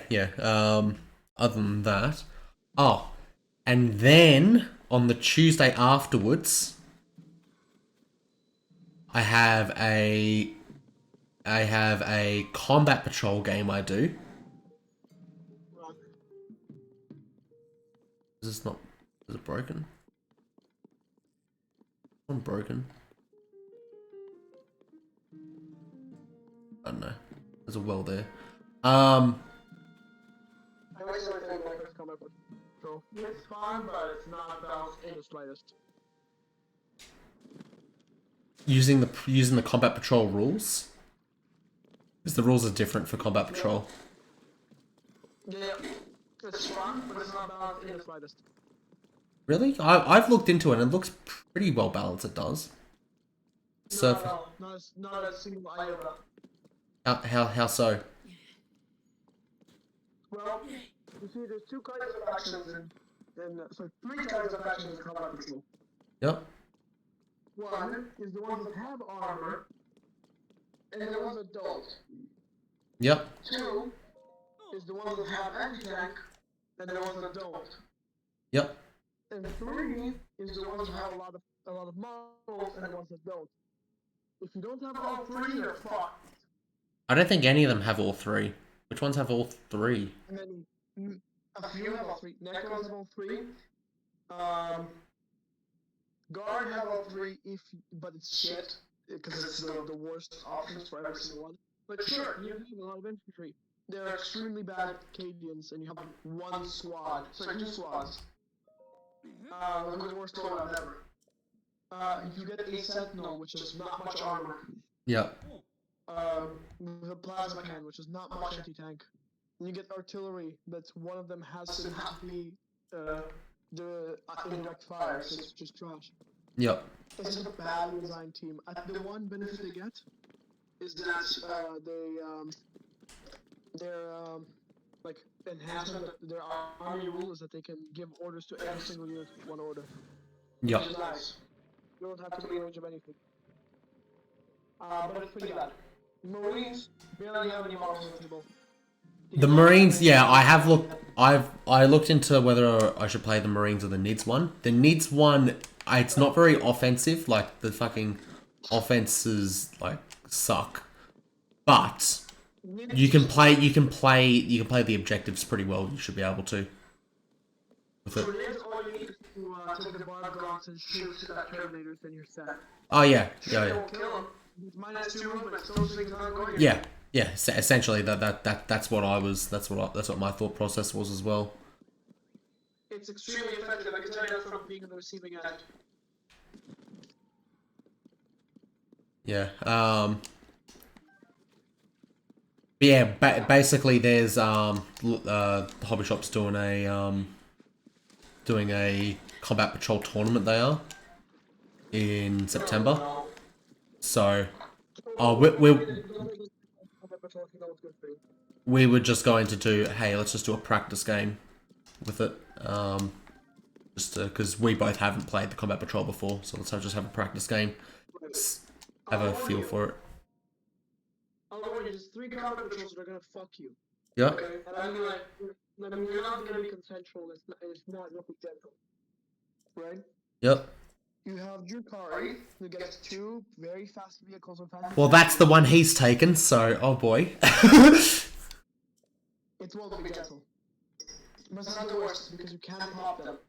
But it's pretty bad. It's pretty bad. And they can't. I think they get only 1 in the actual combat patrol now, but it doesn't matter. Then you have G circles. Yep. Combat patrol with 1,000 points army for everyone else. Yep. They also have an incredibly busted army roll. They're respawning, yeah. You want to know the trick for that shit? You just don't wipe the unit, you leave them down to like 1 or 2 models. That won't work for you in combat patrol. Why not? Because they'll fuck you before you even get to that point. Trust me. Just trust me on this one. Okay. You don't want to play combat patrol against USC, but you know who you really don't want to play combat patrol against? What? Custodies or something like that? Necrons. Necrons? I hope you like AP -4 in combat patrol with strength 18 on 2 units. Cool, with Nids, I don't really care about that, because it's like, oh cool, 1 wound models that I can respawn. Almost unkillable warriors that constantly regenerate. Yeah. I hope you like everything being constantly nearly unkillable and having really powerful weapons. Sure, not fast, but they will just wipe you. Mm. And they do get their vehicle too, so have fun. Yeah. They're just gonna murder you. I think I'll go good enough with Nids, I think. Nids are middle of the pack. You'll be okay if nobody runs, those 3 against you. Custodies is hard, Grey Knights is hard, but you can win. Drukari is hard, but you can win, but they're harder. From what I've heard, I have not faced Drukari. Oh. But the hardest are GSC and Necrons, and there's just nothing close to them.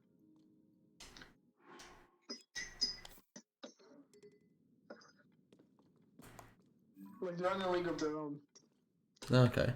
To the point where the guy who showed me around Nottingham, John, he's a big enthusiast of combat patrol, like huge. He has almost every single combat patrol in the game. Yep. He told me, yeah, if somebody pulls up to you playing GSC or Necrons, impolitely decline, tell them to fuck off and have a good day. Jeez. Because just bringing that is an insult enough. So yeah. He said against each other the two are fine, but against anything else they're not. Yep.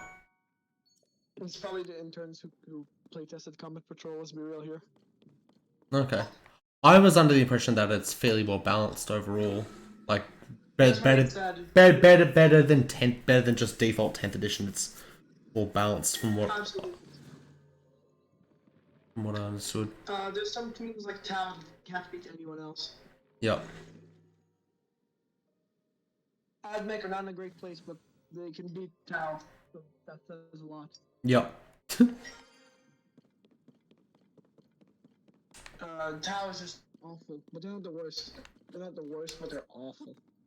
Yeah, I played against Tau. I did. I wanted this was my 1,000-point game for the slow grow league.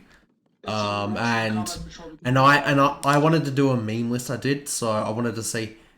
I want to bring 100 model Nid list in 1,000 points. And I wiped the floor with the opponent. I can actually check my score for that. That was... Yeah, the Tau are in a really bad place right now.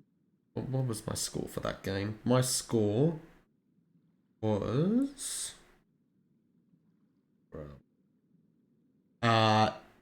72 to 27, my win.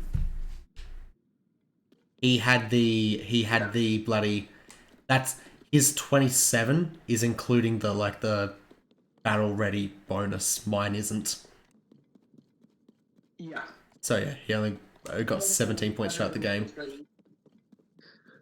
And it's even worse in Combat Patrol because they're not allowed any anti-tank, and the only unit more tough than like the normal infantry that they get is a Ghost Kill, which is if you ever face the Ghost Kill. I did face the Ghost Kill. I deleted it turn 1 in that game. That's their tough quote-unquote unit in Combat Patrol. Granted, I killed it with mortal wounds. I fucking he did the one thing you never do against Nids. He scout deployed. Oh boy. Yeah, and I ran Gene Stealers, which have scout deploy as well, and I went first. And Gene Stealers just shred. Yeah, they especially with the Broodlord, they need that Broodlord. Without the Broodlord, they suck. You can snipe the Broodlord, they suck. With the Broodlord, oh boy, I'm rerolling everything that isn't a 6. I'm turning everything into a mortal wound. I get why Tyranid players were so happy that Gene Stealers went to 2 wounds, but at the same time, I love it. I absolutely despise the change. I love it. Because ever since I started up 9th, ever since I started up playing 40k again, at like the start of 9th, I was saying, these should be 2 wounds.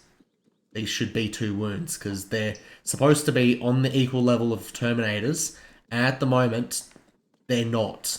Terminators just fucking outclass them. Well, they're not supposed to be equal to Terminators. It's supposed to be, yeah, they're supposed to be able to kill Terminators. Yeah. I mean, if you think it was necessary, then okay, but like, it really made life bad. They are expensive to do, though. They are very expensive to do. Yeah, okay, if they're expensive, that's fine. Because they're fucked. Yeah. I will just say, going from 9th to 10th, the guard received a huge amount of debuffs and nerfs, and lost almost all of the flavor that we already lost almost all of. Yep. And then we got hit with the artillery points increase, which was artillery was the only saving grace we had. Yep. So now we're just sitting here like, okay, this is playable, but not good. Yeah. And the only times that guard wins really handily is against other guard or Tau. Yep. Other than that, it's a tooth and nail fight. Guard has a 45% win rate. You wanna know why? Why? In the past several tournaments, they have not faced Necrons, Eldar, or G-Circles, or Knights. Cool. This is the only reason. I haven't versed Eldar, Knights, Custodes. I've versed Necrons. I've wiped the floor with the 2 games I played against Necrons, but that was like the opponent didn't know, this is like around the first couple of weeks of 10th edition, so the opponent really hadn't figured out Necrons yet. That's the only time I've beaten Necrons. I haven't beaten any. I haven't even played against any of the really big threat ones.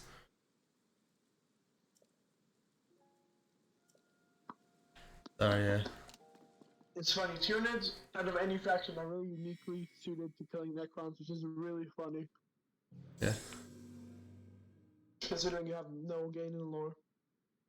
Because Yeah, they tend to avoid each other in lore. What's that? They tend to avoid each other in lore because it's like, fuck it. Exactly. Why would we want to go fight you? We don't get anything for killing you. Literally.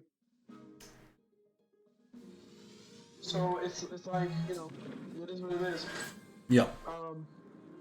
The Tyranids just have a lot of attacks in melee and a lot of high damage attacks. Yeah. With good AP, with good strength. Yep. That's why you can do it. Well, no, I wouldn't say good strength. I won't say good strength. We don't. There's like, there's technically in the entire faction, there's only about 3 or 4 anti-tank, like pure anti-tank, like high stuff that's above strength 10. You get strength 5 or 6 on most of your melee. That's all you need for Necrons. I'd say it's more around 4. I'd say it's more around 3, 4.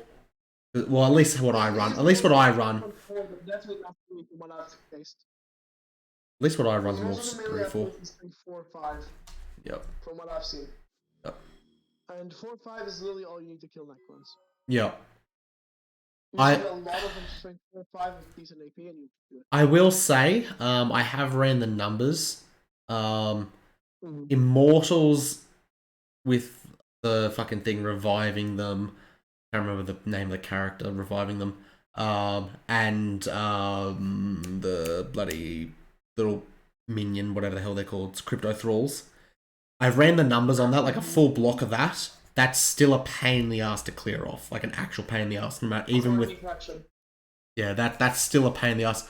Essentially, if I played against that, I just shove Hormagaunts in there. They won't kill them, but they'll tie them up. That's essentially what I do. I just tie it up. That's how I faced the Tyranids. Really, that's how the melee infantry guy was going. He was basically, hey, I'm gonna shoot them. If I can't kill them, I stand in the way or I charge. Yeah. Depending on what the target is. We literally had turns where we charged Tyranids. Yeah. We would charge fucking G-Stealers. Okay. He got that desperate. He was like, I just need to get 2 wounds off, and that unit is dead. If I don't, I'm fucked.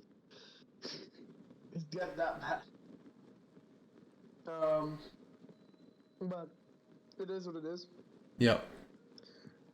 With Tyranids are a fun faction, but they're I used to have significant problems with fighting Tyranids in 9th. It's just like, oh yeah, have several tens of mortal wounds. It's like, okay, thanks. They lived that. It's like I couldn't face them. There was nothing I could do against monsters.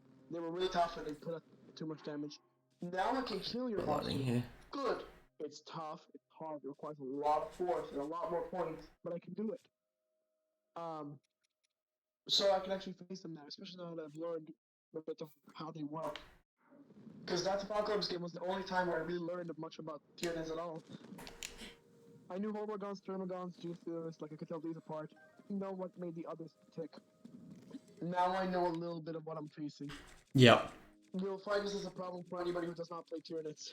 Yeah, I'm finding I haven't really looked much into it, but from what I've been able to tell, I play Nids very differently to other people, because a lot of people still try to play them like 9th edition, where it's just brute force and shit. I'm very much enjoying like the board control aspect of them, where you just, it's more about fucking around with the opponent. Yeah, that did not clear the fog. You'd get along well with Morning Glory. He likes the same way. Yeah. Yeah, I can't see shit here. Gigantic blocks of, sorry, not blocks, but gigantic amounts of Hormagaunts and Termagants backed up by like warriors and G-Stealers. Yeah.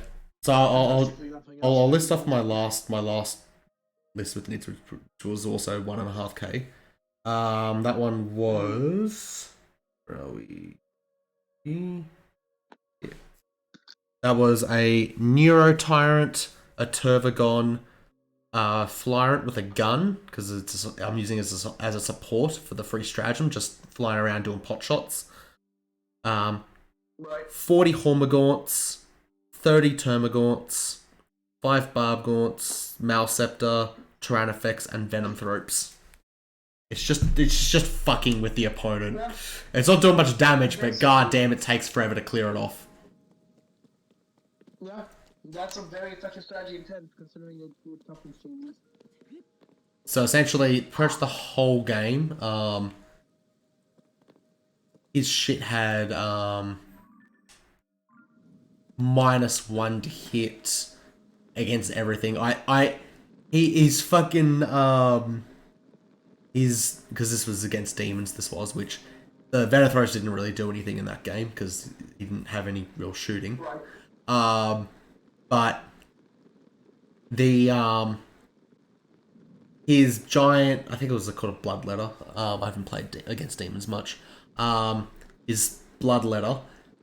He was hitting on. It was really funny in this certain situation. He was hitting on two. He was hitting on twos. With a +1. I gave him -2, so he was hitting on threes.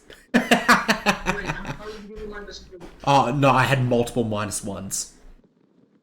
That doesn't work that way. Yeah, it caps. So essentially, you add them all up, and then take the total, and then it caps at +1 -1. You can Are you sure? 100%, The way I've read, 100%. because the way I've seen it read by everybody, including myself, is that you can only modify it up by 1 Yes. or down by The 1. total, the final result, Add 'em up. the final result can only cap at +1 or -1. But like, I see. as you're like, so you start at 0, you -1, you +1, you +1, you -1, and you do all that shit. The final result has to be capped at -1 +1. So yeah, he had a +1, and I gave him 2 lots of -1, which cancelled out his +1 and gave him a -1. So that was funny. He's like, oh, it's hitting on twos with a +1. I was like, cool. Fucking now you're hitting on threes. He was not expecting that. Oh, this fucking rain is really annoying me. It's raining here too. Pardon? Raining here too. Yeah, I'm just saying in the game. Just the rain, I can't climb up shit. In real life. Yeah. Oh, it was raining earlier in real life. Yeah. Oh, by the way, I want to mention you. Yep. Do you want me to tell you what I bought here since I arrived? Like, literally, I arrived on the 10th. Today's the 14th, so it's been 4 days. You don't know what I've bought so far. What? I have bought the following. The Land Raider and Rhino for, like, a box. Yep. I've bought Boarding Patrol Agents of the Imperium. I've had my eye on this ever since it was announced, but I finally got one. Yep. I've bought 3 boxes of Kazurkin. Yes, they have them here. Okay, I didn't They realize they were actually out of, exist. I didn't realize they were out of stock. I don't really follow guard stuff, sorry. Okay, here's how Kazurkin stock went. Kazurkin announced. Kill Team Shadow Vultures and they're gone. Oh. Okay. Waiting months. Half a year passes. 8 months pass. Finally, standalone release and they're gone. The Australian supply for GW stuff is essentially 95% of GW stock is always out of stock. Like we literally, like, Nids went years, literal years, of certain units being out of stock. It's pretty bad in Canada, but not that bad. Yeah, like, Tyranid Warriors, One of the big reasons why I didn't like 9th edition NIDS is because Tyranid Warriors were like required. Tyranid Warriors were out of stock for 2 years in Australia. Yeah, they are. And I only own 3. So that's one of the big reasons why I did not like 9th edition Well, NIDS. there's always Forge World East. If it's really that bad, there's always Forge World East. You know, Yeah. Control Wuhan. They're pretty good on stock. They never run out, I don't think. That's not very often. Anyways, Yeah. With Canada, we haven't had Kazakh. Like I had one set of Kazakh because I managed to buy that a Kill Team box on release. I had to be in the store when it was pre-ordering. Yep. I literally pre-ordered it the second it arrived, like the second was announced. It was insanely hard. You know the recent Kill Team box that had the Inquisitors in it? The Inquisition Kill Team? I think so. I was in the store when it was announced. I was at the counter waiting for the timer to tick down to 1 p.m. when we're allowed to pre-order, right? I was at the counter with my credit card ready to go, right? The guy clicked add, I took the credit card, and it's like, this was the last one in stock. And I'm like, how? You had 50. That's pretty wild. That's how less than 10 seconds and all were gone. Jesus. I managed to get one. I was so elated. They're beautiful models. But I now have 3 boxes of Kazakh. I have that boarding control. I have a Land Raider Final. I managed to buy a Land Speeder brand new. Because you know those are no longer a thing. Yep. And I just needed one for my Blood Ravens army from Dawn of War. And then my friend's birthday's coming up. And I decided, why not buy an Amgon? You know, he's cheap here. He's actually really cheap here. Oh yeah. It ends up being really fucking cheap. Anyways, I bought Amgon. He was literally over $50 cheaper Canadian. So over $70 Australian maybe. Cool. To CAD to Oz. Sorry. Okay, so he was 57 Australian dollars cheaper than it was buying him in Canada, right? That's Yep. big savings. Yeah. We'll just assume it's like around $5 more or less. I'm here now talking Canadian, so usually more. So I was like, You say that Australia's got like the worst conversion rate. Like they literally had like so much percentage to the Australian prices. Yeah. Well, $57 savings over Canadian prices is a lot. It'll be probably $100 cheaper for you. It's huge difference. So I was like, okay, you know what? I need to buy myself some stuff. I bought myself, like the stuff I talked about earlier. And then I have a friend who plays Grey Knight, and I promised him to buy the Knight if he actually builds it, because what does Grey Knight not have? Anti-tank. At all. Like, really, they have the Nemesis Demon Hammer, Great Hammer, which is on the Dread Knight. Every other unit is strength 8 or below with any of the weapons. So it's like, okay, well, they have one anti-tank weapon, so I'm gonna buy a Knight. Because otherwise, the last cannons on a Razorback or Lion Raider, and that's depressing. Yep. I bought him a Questoris, which can be built as a Canister Rex, and that thing has a conversion beamer. I don't think I need to explain to you what a conversion beamer does. I have no idea what a conversion beamer does, sorry. Let me just tell you the stats for this one weapon. And you tell me how you feel about it. Mm-hmm. 1 moment. Oh, it's logged out of my account. That's great. 1 second. Sorry, I don't really play much hyper competitive stuff, so I actually don't know all this stuff.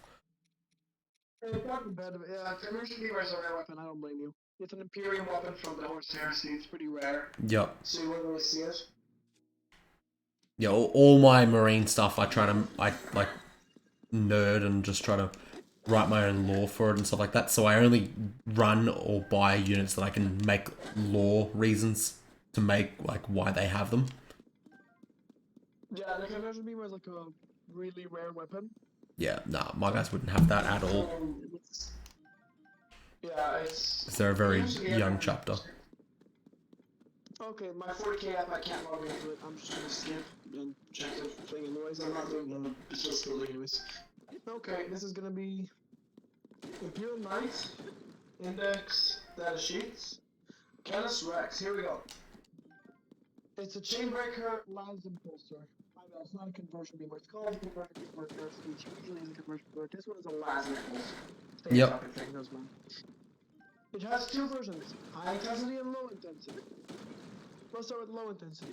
It's blast and sustained hits 1, 36 inch, 2d6 attacks, 2 ups to hit, 7 strength, AP -1, damage 2. That's pretty good. Yeah? Now here's the high intensity. 24 inch, blast, sustained hits 1, d6 attacks, ups to hit, strength 14, AP -3, damage 4. That's pretty good. Just a little bit. That seems. He also gets a normal multi-laser. Oh, cool. But he has a melee weapon that makes him all the more worth it, because this guy is going to be up close. Yep. He's got a strike and a sweep profile with Freedom's Hand, which is this. The sweep profile is 10 attacks, 2 ups to hit, strength 10, AP -2, damage 2. Sorry. Say that again. Say that again. Sorry. I'm sorry. It takes me a second to Yeah, process words in my brain. no problem. 10 attacks, Yep. 2 ups, Yep. strength 10, Yep. AP -2, damage 2. That's a fucking good chaff clearer. Yeah, shaft being terminated. Yeah. Now, here's the strike profile. Oh, by the way, it's also has sustained hits 1 on both Oh, profiles. cool. Here's the strike profile. 5 attacks, 2 ups to hit, strength 20, Fuck. 2-0, yeah? AP -3, damage 9.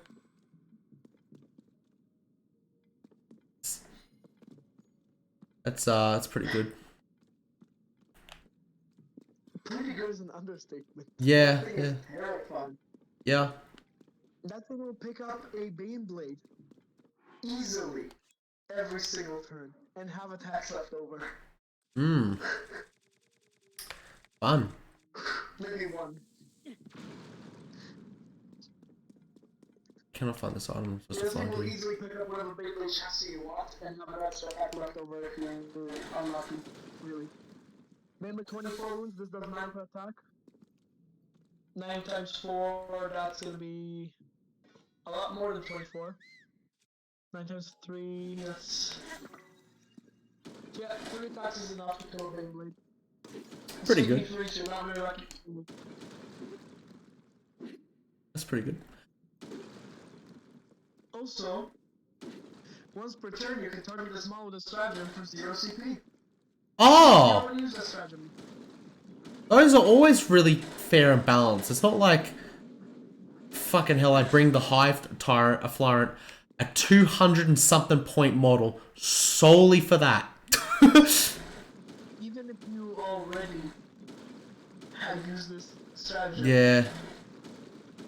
Like I bring the Florent to do that on other units. To have that inbuilt on a good unit, fuck me. Here's where it gets crazy. Chainbreaker. Each time this model scores an attack, the modified successful hit roll of 5 up scores a critical hit. Every profile for everyone that has sustained hits 1. Jesus Christ. Yeah, this thing will kill everything. And you might say, okay, but how tough is it, right?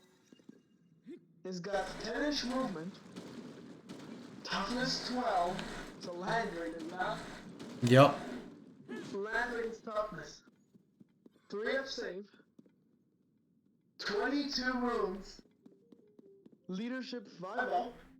Objective control 10, and it's got a 5 up invuln. It's pretty good. It's pretty good. This is a tough motherfucker. And when it dies, it pops out the pilot. Oh yeah, I forgot about that. It's a Hector, isn't it? Yep. He has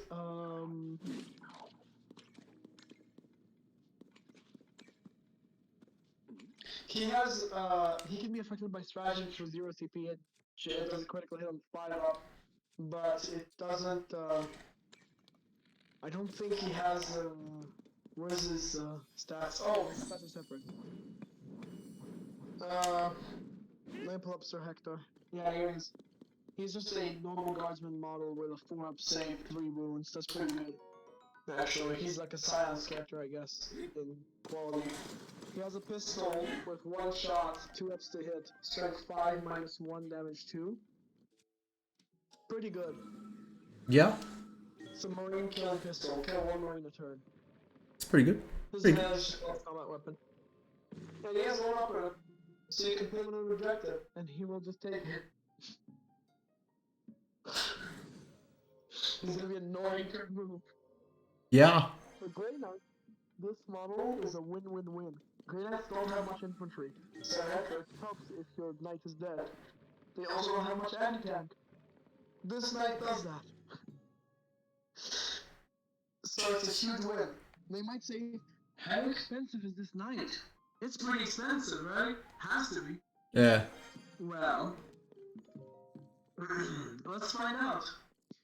Allied units. Canister at 490 points. That's it. Expensive. But good. Hmm. For 490, would you take one of these? For 190, did you say? 400. 490. I don't know. It's really good, but that's a fucking lot of points in 1 unit. That's like a quarter of your list. I don't know. I'm still. If I am allying with knights, I'd rather just still run armigers and shit like that because it's like they're cheaper. Armigers still like they squadron. Is that still a thing or no? For armigers, yes. Yes. So there's like multiple in the same unit, and then they split up when they deploy. You get 2. 2. Okay. Yeah. I was gonna say, consider this. It's got 22 wounds, 3 up save, 5 up invuln, toughness 12, and 10-inch move. It's gonna do its job, and it's gonna take a while to take it down. It's almost as tough as a Baneblade. All it needs is a 2 up save and toughness 13 to be as tough as a Baneblade. But it can't have that because it's got way more everywhere else. Personally, I would even take this. This is a really good deal compared to almost every other knight. Yeah. The only knight that gets close to being this good is the Knight Dominus Yep. or Knight Castellan, which are 565 points. Yeah. Knight Valiant and Knight Castellan. Those are just not worth 565. They're worth 490. That's a lot more reasonable of an ask. Yeah. You could also build this Knight Preceptor if you'd rather. Yeah, I think with the knights, I would generally just magnetize the whole thing so you can just swap it out because it's like it's what there's like all the knights. There's only 3 fucking kits, so you just swap them out when you want to run one or the other. Yeah, you can run this guy as a Preceptor. Yeah. Why would you? It's got 3 ups and not 2 ups. Sure, it's got a bit more options, but most of them are things you don't want anyways, and it loses the sustained hits. So why would you want that? I don't know. It's not worth the trade. because the best weapons it gets are worse than the weapons on the Counter-Strikes. Yeah. So you could just take a Counter-Strikes. The only reason you would take that If you can't take two Canis Rexes though. That's when you take the Preceptor. You want to bring a second Canis Rex. is a character. Pardon? So Hector, I'm pretty sure it's an epic hero. No, it is an epic hero. You're right. Yeah. So Preceptor is almost Counter-Strike. Yeah. It's a dive Counter-Strike. Or Yeah. 50 points cheaper. If you need to shave the 54, you can. Yeah. But you really want to swing for the Canis Rex. If you're not running Knights, Preceptor is basically a nothing. Like you're never gonna run that. Yeah. But yeah, it's just absolutely the way to go. Now I'm giving this to my friend. He's not gonna magnetize it because he's a newbie. So it's like, okay, well, that's a tough shit to magnetize. Sure, Knights are fun. Knights are easy to magnetize as far as I understand. Not as easy as Rust. What's Rust a Limon requires Rust? 2 magnets. I've never magnetized Limb Ross because I don't own guard. But from what I understand, Knights in general are easy to. I thought like all Knights were easy to magnetize. It's just Relatively. But they require massive amounts of drilling. yeah. It's easy drilling, but they're drilling. The easiest models to magnetize, if you actually want magnets and not push it, is a Contemptor Dreadnought. Yeah, I don't. It really has the correctly sized holes for the magnets. I don't own one of those. Yeah, it literally has the correctly sized holes in its arms. You just slot them in there with fucking super glue and you're good. It's that easy. Cool. The only problem is getting the right size magnets because they're like odd in size. Is Contemptor Dreadnought That's the? just literally Is that the Dreadnought they removed they put into Legends? Is that the one they put into yes. Yeah. It's the one from Horse Racing. This is one that was made last edition with Iron Hands. I never really played against Iron Hands. How are they good? What did Iron Hands do that made them good? Sorry, I've never played against Iron Hands. So I'm not actually sure. I have Iron Hands on me. I can tell you exactly what they did. Okay. You're going to hate me at the end of this sentence. Okay. So their doctrine was as follows: you get to shoot heavy weapons with no penalty. Heavy weapons have an extra AP. Heavy weapons get to reroll once. And you also got to make dreadnoughts into characters, which could take relics and warlord traits. Yep. You would get psychic powers that can repair your vehicles more than tech priest more than tech marine can repair them. So you can have double repairs. And also you have many sources of +1 to hit. So you could have almost your whole army with AP -3 bolters that can run around like it's nobody's business, hitting on 2s, with dreadnoughts that have relics, and you gave them twin volkite culverins, so they would have an average output of 4 more wounds a turn and some normal damage as well. That just fell into the fucking void. Per gun. Per gun. It's pretty good. And you get 4 of them. 16 more wounds a turn and some normal damage on top. Have fun, kid. Yeah, pretty good. And your normal marines are running around with AP -3 stalker bolters. That reroll once. I play salamanders.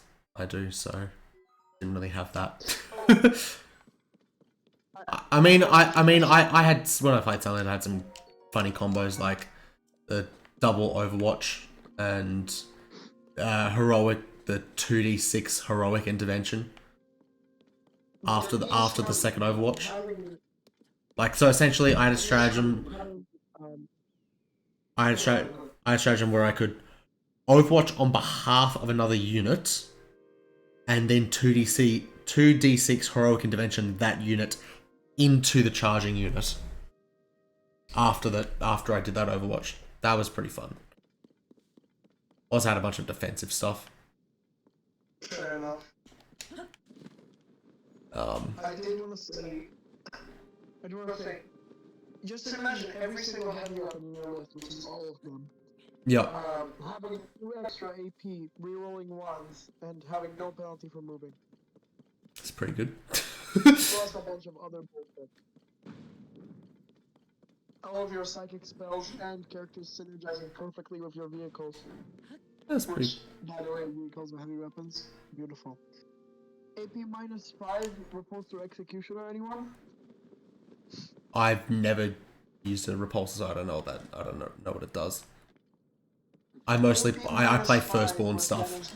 I play firstborn stuff. Sorry. It would be, it would be D6 attacks if I recall. AP -5 damage D6 Oh, okay. because of the Iron Hands. Yeah. And it's plasma, so you would reroll the ones and just not care. Yep. And you'd have it 2 ups to hit. God, 9th edition had some issues. Also, all heavy bolters would be AP -3. Jeez. It was awful. It was awful. I had them. I played them, I think, once in 9, because they were just that oppressive. I played them one time on Tabletop Simulator, and one time in real life. The Tabletop Simulator battle I had was versus Tau or Concept, so I didn't feel bad. It was literally a stalemate. I never played Tau once in 9th edition. Nobody at my old local game store had Tau. The only literally, people I've only started playing Tau at my local game store in 10th edition. Right. So I have zero experience playing against 9th edition Tau. I know everyone said they were like stupidly powerful and shit like that. Zero, like I got no clue how strong, how actually oppressive they were. I just know like secondhand sources like, oh, they're really strong and shit like that. Got no like concept of anything they did.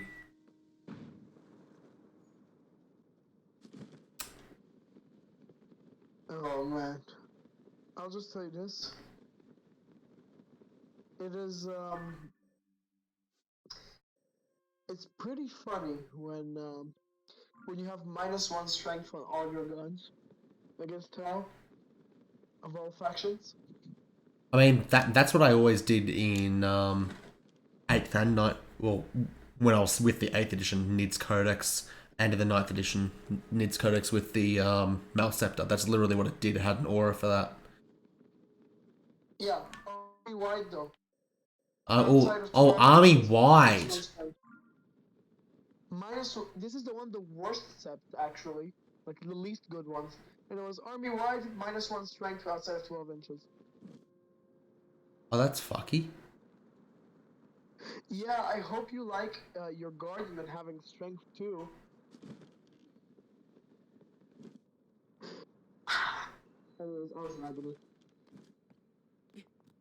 Well, I never really had to worry about that because I played NIDS and NIDS never really had shooting until they turned all our Psychers stuff into guns. I'm still not happy about that. You should ask Grey Knights players how they feel. Yeah. I've seen so many people say, who are like, oh, it's not that bad. Fucking hell, you don't play faction that every character and a bunch of non-characters are Psychers. Like, I think NIDS, Grey Knights, and Thousand Suns are like the only factions where you have non-character Psychers. Grey Knights, the entire army was Psychers. The only unit that isn't Psychers in all of Grey Knights, and I mean all of Grey Knights, vehicles? the only one that wasn't was Servitors. Yep. And vehicles, I guess. Yep. All Dreadnoughts. Yep. Dreadnoughts could cast spells. Yep. So, they took all of that away. Yep. Now it's just abilities that are kind of okay. And the army-wide, you can teleport. You can read Deep Strike every single turn. which is nice. I have played against Grey Knights. I have. They're fairly tanky. They're everything having a fucking 2-up save is a bit. What the fuck? Solution. But they're struggling. Their Yeah. anti-tank is basically 0. Yeah. They lost all of their psychics, so their mortal wound output went from all of the mortal wounds to none of the mortal wounds. Yeah. I'm. So we lost all the offense for speed, and the speed is good, but not enough because it requires you to use your attacks because it's advancing. I'm a little upset. I know people are spamming the hell out of them in 10th edition, but I'm a little upset about what they did to my zone tropes. I loved smite spamming. I loved that. Even though people's like, oh, they're the anti-tank ones. I don't enjoy playing them in 10th edition. It's not thematically how I like them. They're just a fucking las cannon in 10th edition. I liked rolling dice and stacking a million modifiers on it. That's what I loved about them. I could just stack modifiers on them, and it's like, because I could do that with the 8th edition codex as well as the 9th edition. And it's like, that's the one thing I loved about Zone Tropes, and it's like, no, they're just a las cannon. They're just a las cannon. It's like, I don't like that. To be fair, it is not thematic, but las cannons are great. Yeah. Yeah, they're good. They're good. It's just not how I like thematically how I like to play them. Yeah, I totally feel you, man. With guard, I totally feel you. I just can't wait for the codex. The guard codex is gonna be, hopefully, rumors say, the first one after the timeline. Yeah.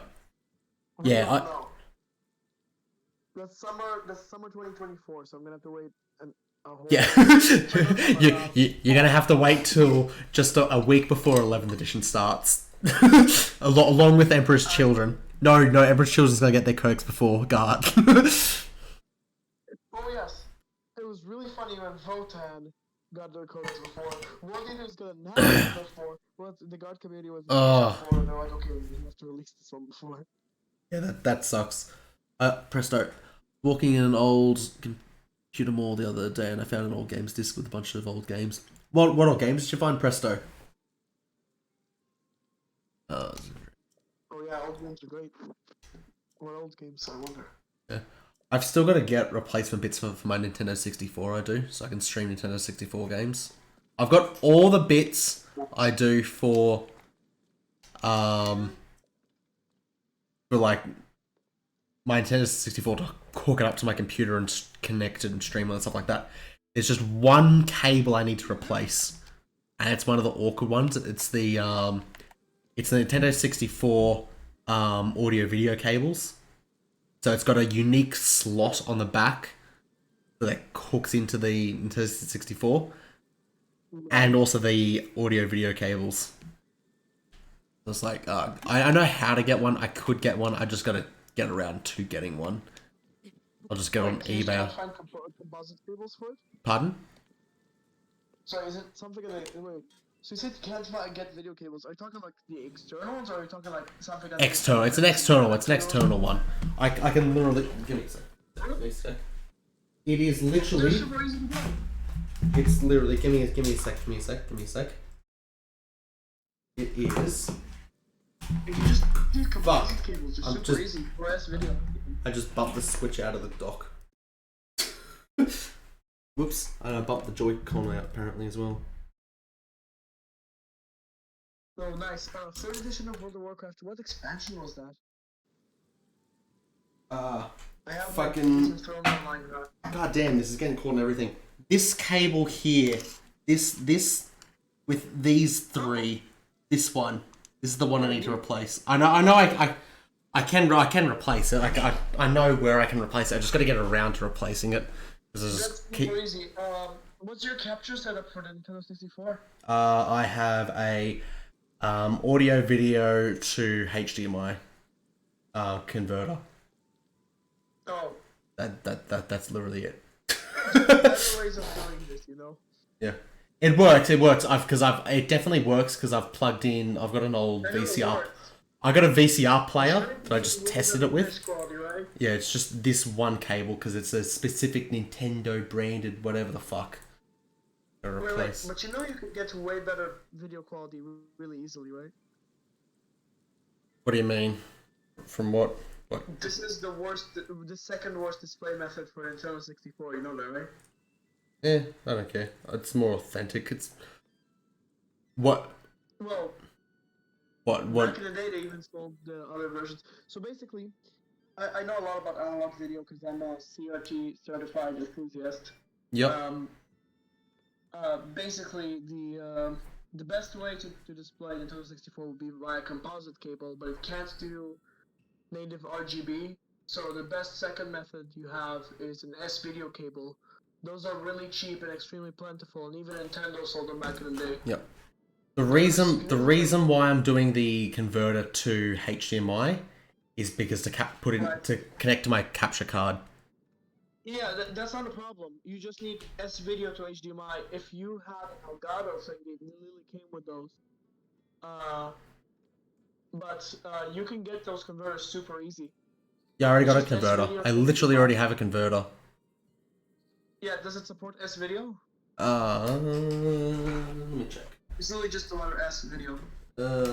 It is coated in dust. This. Yeah. If it has like a black port with a bunch of holes in it. Oh. Oh, that's not great. I mean, it works, I guess. It works. But let me see if I can get you a cheap setup for that. Because I know it was super cheap. Because I paid about $15 for that. You can do for cheaper. 15 Australian bucks. You can do for cheaper. Okay. I don't know. Yeah, like No, my concern is I have to actually drive to a different. I have to drive like to a city like a couple of hours away to buy electronics. 'Cause I you live can't get them shipped to your house. not really. I live pretty remote. Okay. Okay. Well, look into S-video to HDMI and an S-video cable for these. The Nintendo 64 S-video cables are extremely plentiful. They're about 80% as common as the ones you have. Okay. And they fit in the same plug-in. It's fine. Usually, The- you will get a massive boost in quality. I mean, like This one is the original cable that it came with. The Nintendo 64 came with like when my dad bought it years ago. Nintendo sold this video one separately back in the day. But like they're way better.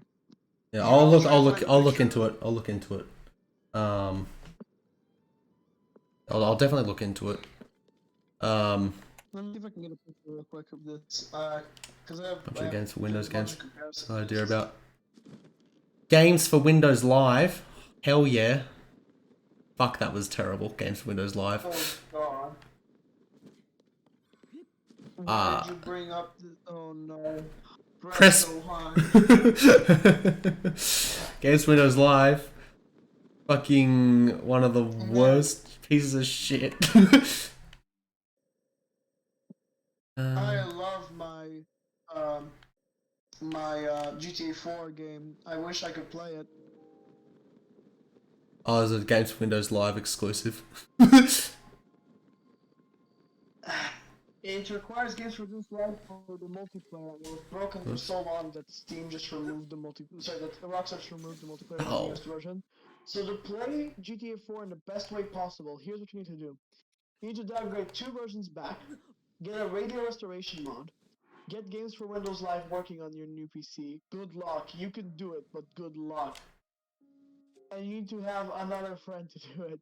Like multiplayer. It's Pretty good. Pretty bad. Pretty good.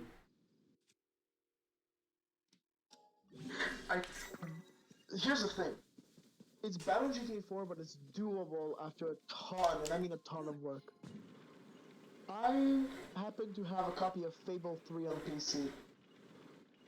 Which, by the way, good luck getting that. Those keys are extremely expensive nowadays. I never really liked the Fable games, if I'm gonna be honest. I've played a bit of them. I never really clicked with me. The series didn't. It's all British humor. And Oh no, I just didn't like the gameplay. It's just the gameplay I didn't like, just at all. Which one did you play? Fun. I've Which one did you play? played Fable 2 plays Fable 1 and parts of 3. Huh. My favorite happens to be 2, but 1 is pretty great. Yeah. It's a bit jank, it's great. I just didn't enjoy it that much. I borrowed it from a friend I did when I was a kid. It's not that easy. Oh, you can't run over the birds. Damn it. I thought I'd kill the birds when I ran into them with the skateboard.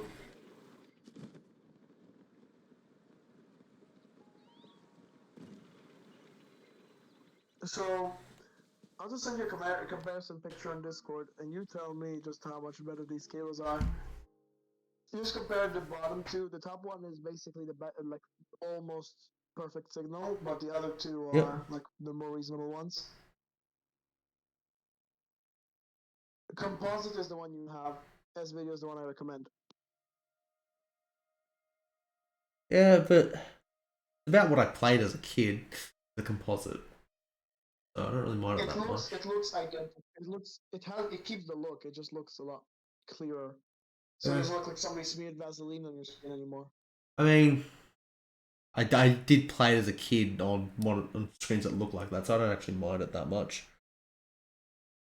I don't know. The settings would clear it up with the 64 because it would be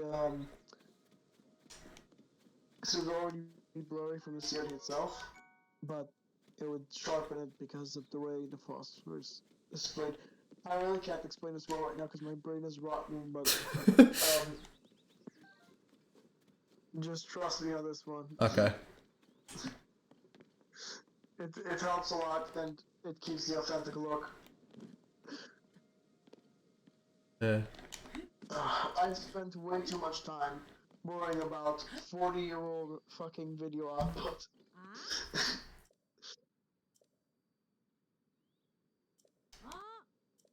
Apparently this lady doesn't like me standing on her flowers. Oh, that bitch.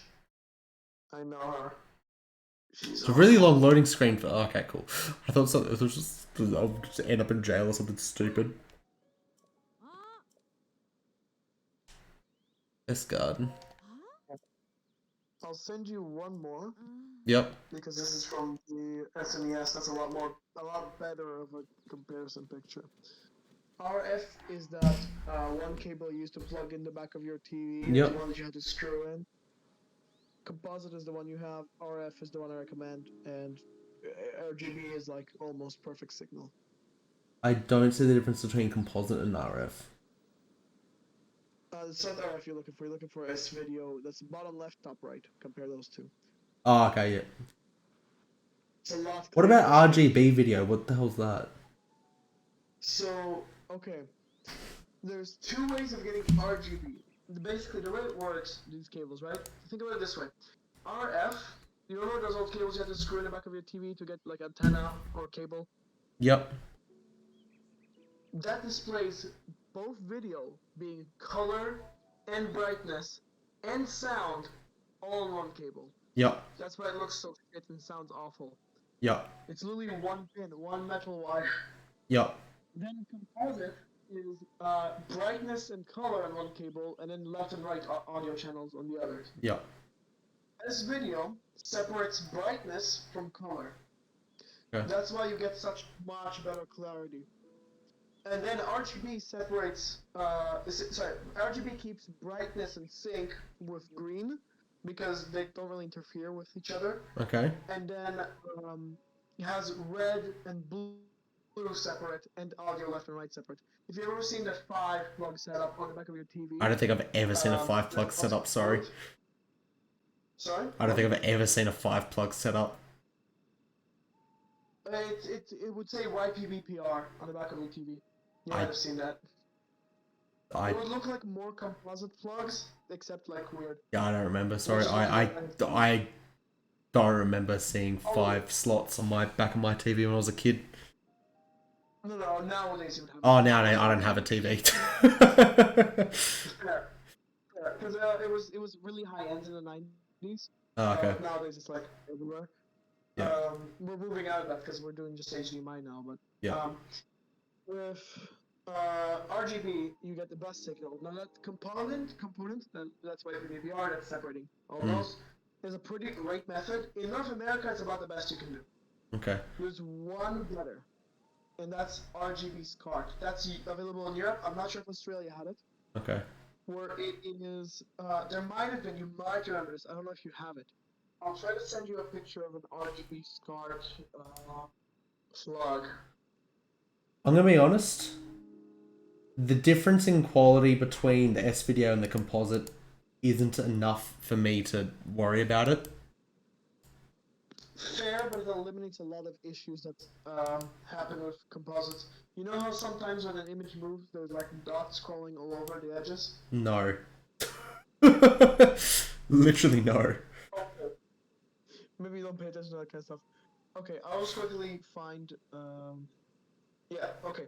You might recognize this plug from back in the TV. If you have those. I don't know if you do. I don't know what Ausland is like, but I'm gonna try my best and hope that you do. Because this is the best display method there was. And it was only available. It was not available in North America at all. Japan had it. Europe had it. I don't know if you had it. That's like that's like an off what's that one? That's the old HT thing where it's the two screws that you screw in. Is that it looks similar to that, but I don't recognize it. Okay, fair. You might have had maybe not. I'm not sure. Granted, I haven't used a TV in like I'm thinking like last time I used a TV, how old was I? Like half a decade ago or something like that. But here's the thing. This separated the following: synchronization, green, red, blue, brightness for each one. Yep. It would do sound on on multiple separate ones. If you had a surround sound, that would carry it depending on which cable was. Those are all standards for this one. Yep. And it would have several extra pins for other things that I do not remember. Yep. Things that don't really matter for video quality. It was mostly like, slight power and signals to the TV in case of subtitles or things like that. Weird shit. Yeah. As far as I remember. Yeah. This is the holy grail of analog video. Okay. In Europe, it was common everywhere. Okay. Nobody used it though. I don't know why. Too expensive at the time, maybe? No. No? It was pretty cheap to produce. The reason that they didn't really use it is because composite costs literally 1 penny to create. Like a cable. Yeah. If you had the right materials. If you had a production set, you could carry it for 1 penny. Yeah. That's why. Yeah, that's probably why. The standard worldwide, and when they want to take your DVD player abroad, and it's like all of a sudden I can't plug it into the fucking TV. Also, all the cheap TVs only had composite, so I guess I see why. Yep. It was just intensive to produce, not expensive, but intensive. So they didn't really catch on at the mass consumer one, but only like the top enthusiasts used it. Back in the day, people don't really care about video quality, which makes me mad. But component was a bit more common, especially around the PS2, Xbox generation. Yep. People found out about it and it felt like cheating basically. You'd get a way better video quality. Yep. And then you had PC gamers with VGA, that's basically the same as SCART.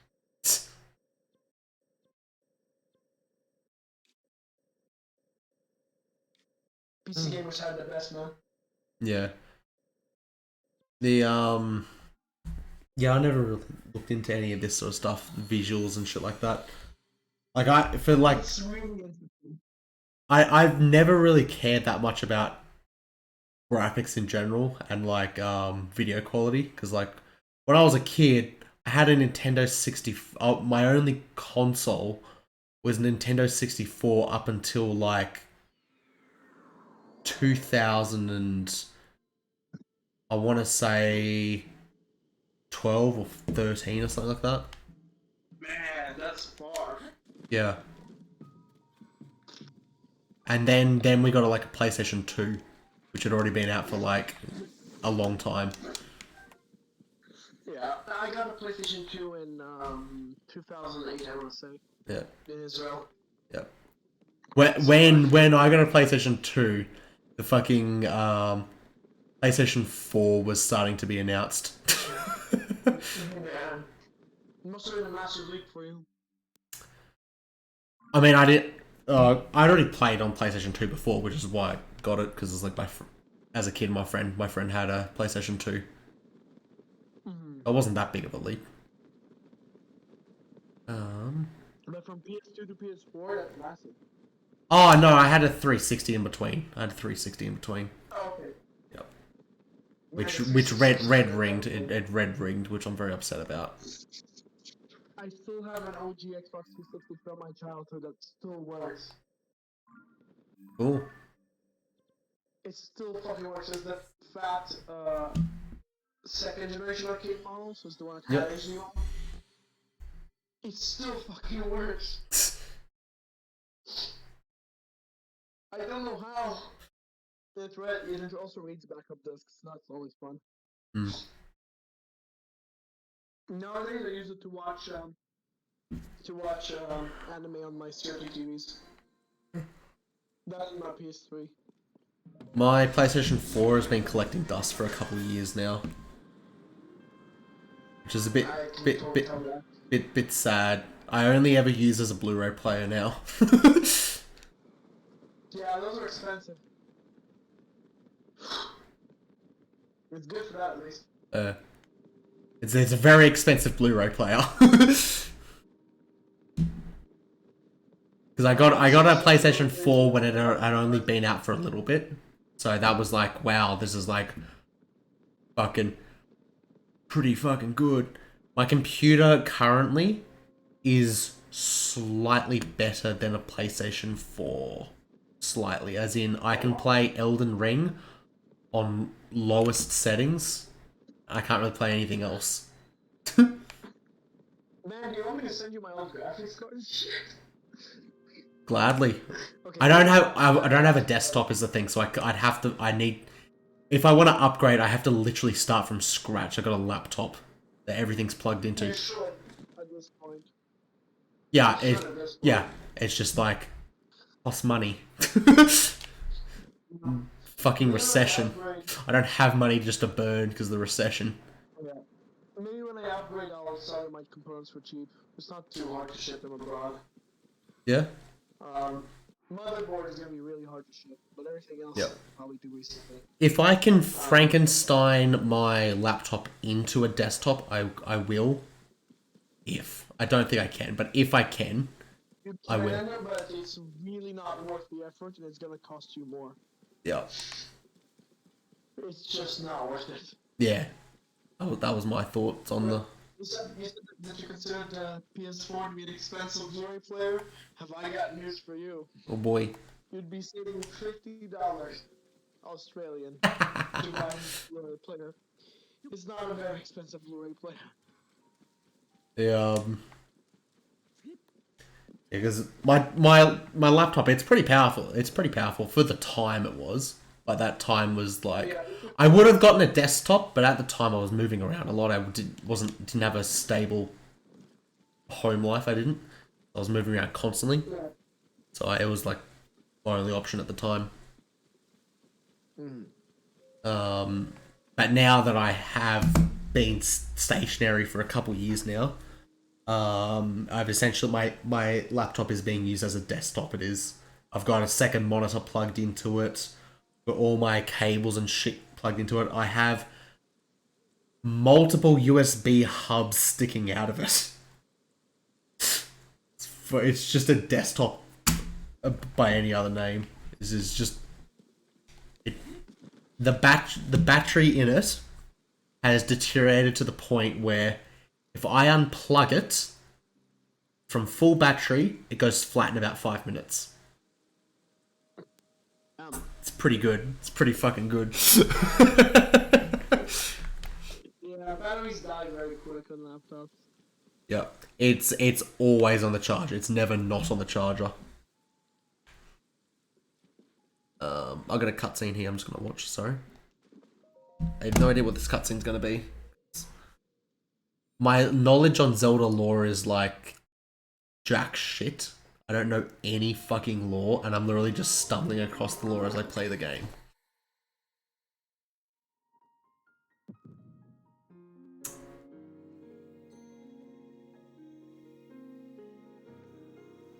Oh man, but the game's pretty good. It's all the fun. Yeah, I hope you enjoy it, man. Yeah, oh, I'm enjoying this game. I'm enjoying it. The gameplay is pretty awesome. Ooh, Ganondorf from Smash Bros. That's where I know him from. I'm not kidding. I literally know Ganondorf from Smash Bros. More than fucking Zelda.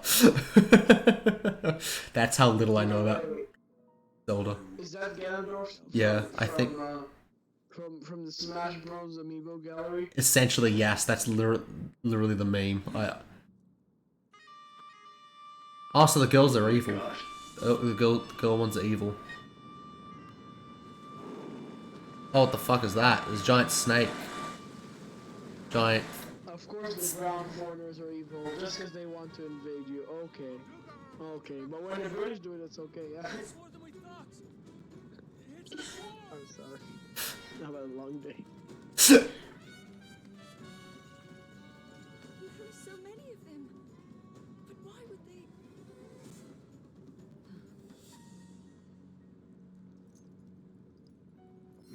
The fucking rabbit goat man. I can't get over how like creepy and weird he was during the tutorial bit. Yeah.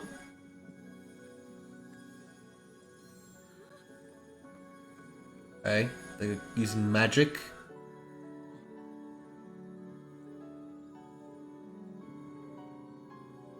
Wait, all those guys have animal masks? He has a human mask. Holy fucking shit! Just fucking Death Starred them. That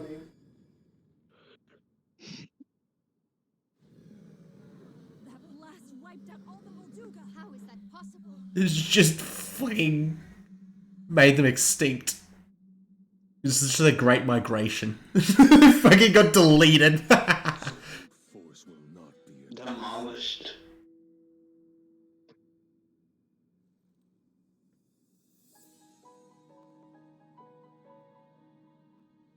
the secret stone of the Zonai. How interesting.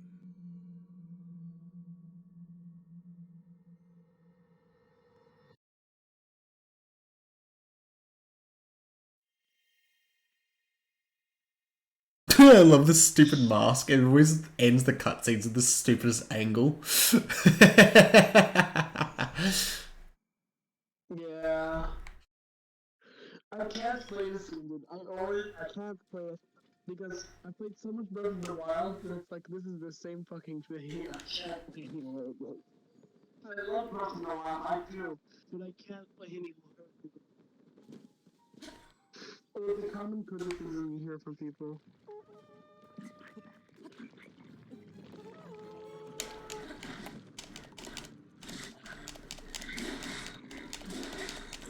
Oh, don't hit me.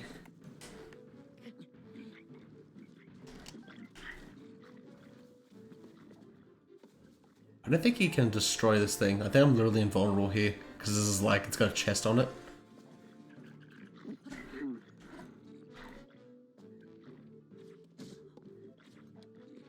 Fuck off.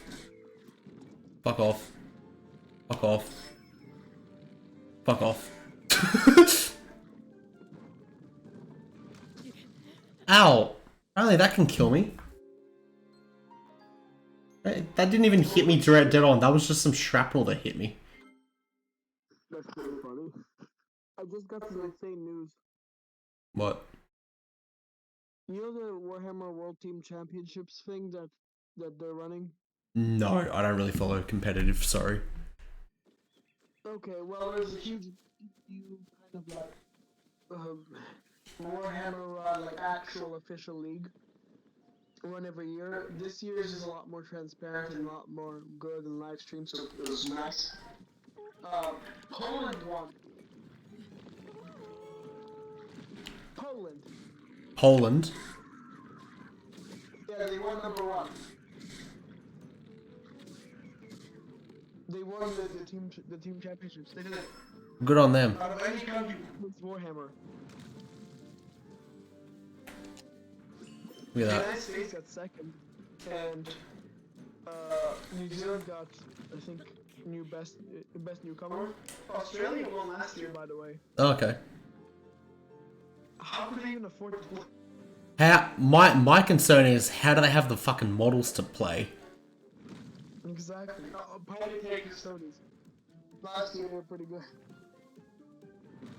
It's literally like everything is always out of stock in Australia. Even Custodies? Fucking. Let me look right now after I die for the 50th time. Games Workshop. What is currently in stock for Custodies? 40k. You literally need 2 combat patrols and you need Trajan Valores, and you have a commander army as of Custodies. Combat Patrol's out of stock. Wow. Combat Patrol's always out of stock in Australia. All factions Combat Patrol's always out of stock. That's crazy. It's always like that. Let me literally just check how many Combat Patrols are in stock. So the Demons one, the Orcs one, Admech one, Thousand Suns, Imperial Guard, Genestealer Cults, Sisters. Okay, the ones that are out of stock are the Votann, Custodies, Tau, Space Wolves, Dark Eldar, Blood Angels, World Eaters, Eldar, Death Watch, and Grey Knights ones. Damn. It's pretty common. Like, seriously, I'm pretty sure the Tyranids at the moment only have 3 kits in stock. Yep, so you got the Parasite, the Aircraft, and the Ravenous. It's the only kits in stock for all of Tyranids. That's pretty fucked. Yep. It was essentially like this for a couple of years in Australia. I can't remember the last time Carnifexes were in stock. I straight up cannot remember the last time. That's crazy. Especially considering I killed like 12 of them yesterday. Yep. And more before. Tyranid Warriors were out of stock for about 2 years. They were pretty much the entire lifetime of the 9th edition Codex. They were out of stock. Which that was the edition where Tyranid Warriors were actually really good. Which is what every list had. Tyranid Warriors. I couldn't play that because fucking. I was a bit pissed about that. I did not like the 9th edition Nids Codex. Pretty sure even Marines have a lot of stuff out of stock. Give me a second. I'll just put that up on stream. Sorry, I didn't realize I didn't have this on stream. Oops, that's the wrong thing. There we go. Seriously, all this shit's out of stock. Space Marines, just Space Marines in general. There's always a bunch of stuff of Marines that's in stock, but yeah, there's only like this out of stock. I've only just started scrolling, and there's already on the out of stock. That's fucked. Yeah, this is how. You at least have the mainstays if you scroll all the way up. Yeah. No Damper Dreadnought, that's pretty great. You can build a really good army with what you have in stock at least. Yeah. I love the fucking. I love the Where is it? Most Wanted. Because it's all out of stock. Yeah, it's new edition. Everything, all the Most Wanted is out of stock. And they're top 50. They're top 50, whatever the fuck. Actually, no, the top 50 is in stock because it's literally a list of top things that are in stock. And it's all just random shit stuff. But use random shit stuff. It's got tape measure and dice to make their top 50. It's got vouchers Yeah, in the app. yeah. It's got books to make their top 50. Nice one to pass. That's nice. Yeah. This is how bad it is. This is just Yeah, it is 50 pretty random awful. things that are in stock. Oh man, you should check. And not even, they can't even make 50. They can't even make 50 because it's about 2/3 of the way down that starts getting out of stock stuff. There's not even 50 things on the Oh, GW by the way, website. the Cerastus Night Lancer, I really, really want one, but I can't afford that anymore. It looks so cool, but yeah. Hey, they're in stock Yeah, here. the Cerastus They're in Night stock Lancer. here. Yeah, they just came out in plastic. Look at how fucking cool that is. Yeah. It's a really solid stats wise. I will say, I'm not a fan of the holographic shield. I don't like that. I don't like the holographic shield. Fair enough. I'm gonna put cut up a bottle and put it there and Yeah. give it cool effects. Yep. So it's gonna look really sick, but like I don't like it being empty. Yeah, it looks odd. Doesn't look right. I get what they're going for. It's like a force field thing, but like, have something backing up that force field. What if the force field breaks? You kind of still want something to be there, instead of just shoot straight through it. Don't rely. Well, it's meant to be a fast knight. That's why it's a force field and not like a hard shield. It's meant to be a really, really fast flanking knight. Yeah. I'm thinking of buying the 30k Vulcan and running him in running my army as like Dark Angel, so I can run him with the rules of the Lionel Johnson. Ah, fair. Lion is so scary right now. Holy shit. Well, the thing is, his stat profile matches so much of the lore of Vulcan, so it's not even a cop out trying to proxy him as. Yeah, absolutely. He's like, throw up in Vol, that matches Vulcan. He can deep strike, that matches Vulcan. He's got teleporting hammer. This is fucking so much shit. It's so good. I'll probably get that trying to cast because I bought one thing from Forge World. It was terrible, and I never want to buy from Forge World again.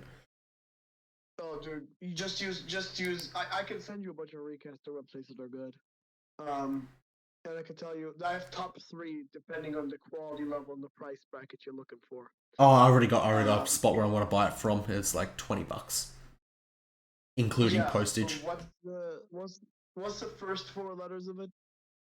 I don't remember because it's on my phone. Okay. I can tell you what the best recasters to buy from are because most of the others are kind of sketch or The first 4 letters are Wart. W-A-R-T. That's a solid one. Yeah, that's a good one, but their quality is equal or slightly worse than Forge World, generally equal. Yep. For Primarchs from them, it's a bit of a pain in the butt. I would recommend, I'm going to send you one that's reasonably priced, but the quality is superb on it. Yep.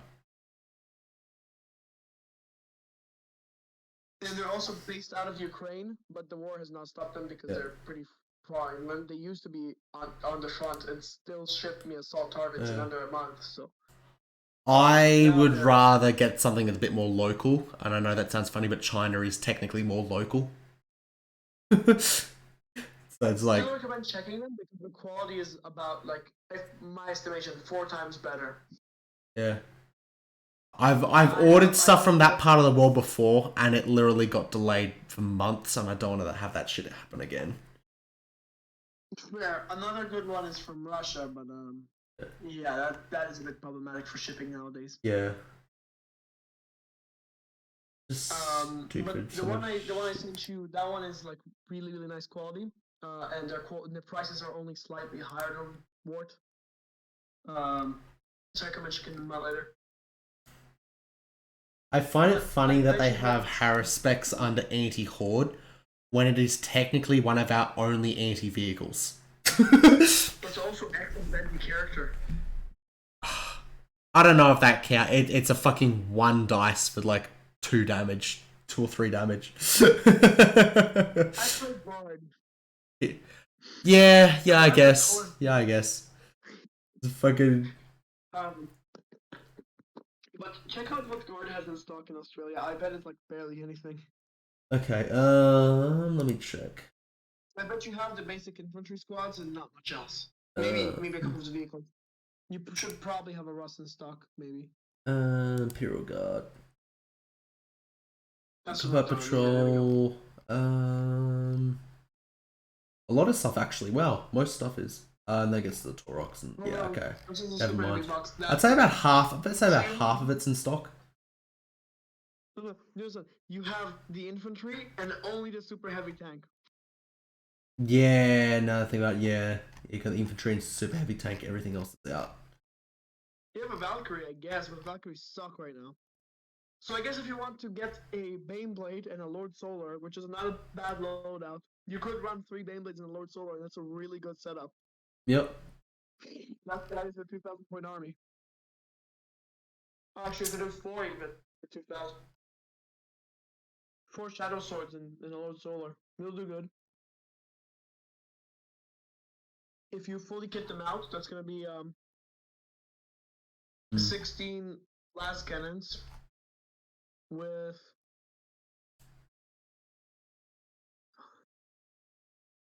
20 twin-linked heavy bolters, 4 stubbers, 400 killer missiles, and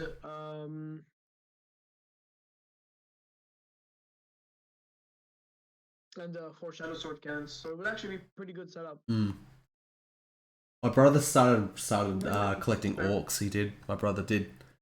They're collecting orcs. There's a fair few things of orcs actually in stock, which I feel really jealous about. Yeah, they have a lot. Yeah, you can do solid orc army, what you have. Yeah. He's got the combat patrol. He does. He's only got about 1,000 points of orcs. So he's got the combat patrol. What else? He's got another unit of boys. He's got a mech gun. He's got war bikers. Got mega knobs, and he's got Mozrog. Which fucking hell, Mozrog just deletes everything. Yeah. He said he's gonna get a truck next because he's sick of walking his mega knobs 4 inches at a time, which is understandable. Yeah, trucks are a really good investment. Yeah. I don't know. I'm waiting. I'm waiting for the Codex to buy anything else. Not that I have the money to buy anything at the moment. Yeah. Right, you're getting both codexes first. Lucky you. Yay! Double bill. Yeah. Well. And all the new units I'm gonna have to buy ASAP because fucking hell. It's all coming out all at the same time, all that new shit. So if I want to play them, I'm going to need to buy them straight away because they're all going to go out of stock and then be out of stock for a year or so. Look, bro. Both armies at the same time. I love it so much. You need to get yourself a friend who lives in Nottingham. You really do. You know how much money you'll save and how many things will open up to you? Thing is, there's also shipping. There is. Here is an eye-opening experience. Yeah. Anyways, it is 3 p.m. Yep. I've been talking to you for 3 hours. It is midnight for me. I need to go see Manchester. Yep, it is midnight for me. I'm gonna head off. Yeah, same here. Yep. You have a good night. I'm sorry for disrupting your stream like this. Nah, it's all good. It's all good. It's all good. It was fun catching up. You have a good night, man. Alright. See ya. Bye. It's nice to talk to you again. Goodbye. See ya. And that's gonna be about it. I'll see you guys on Wednesday for some painting. Oh boy. Bye bye. Bye bye. Bye bye. Bye bye.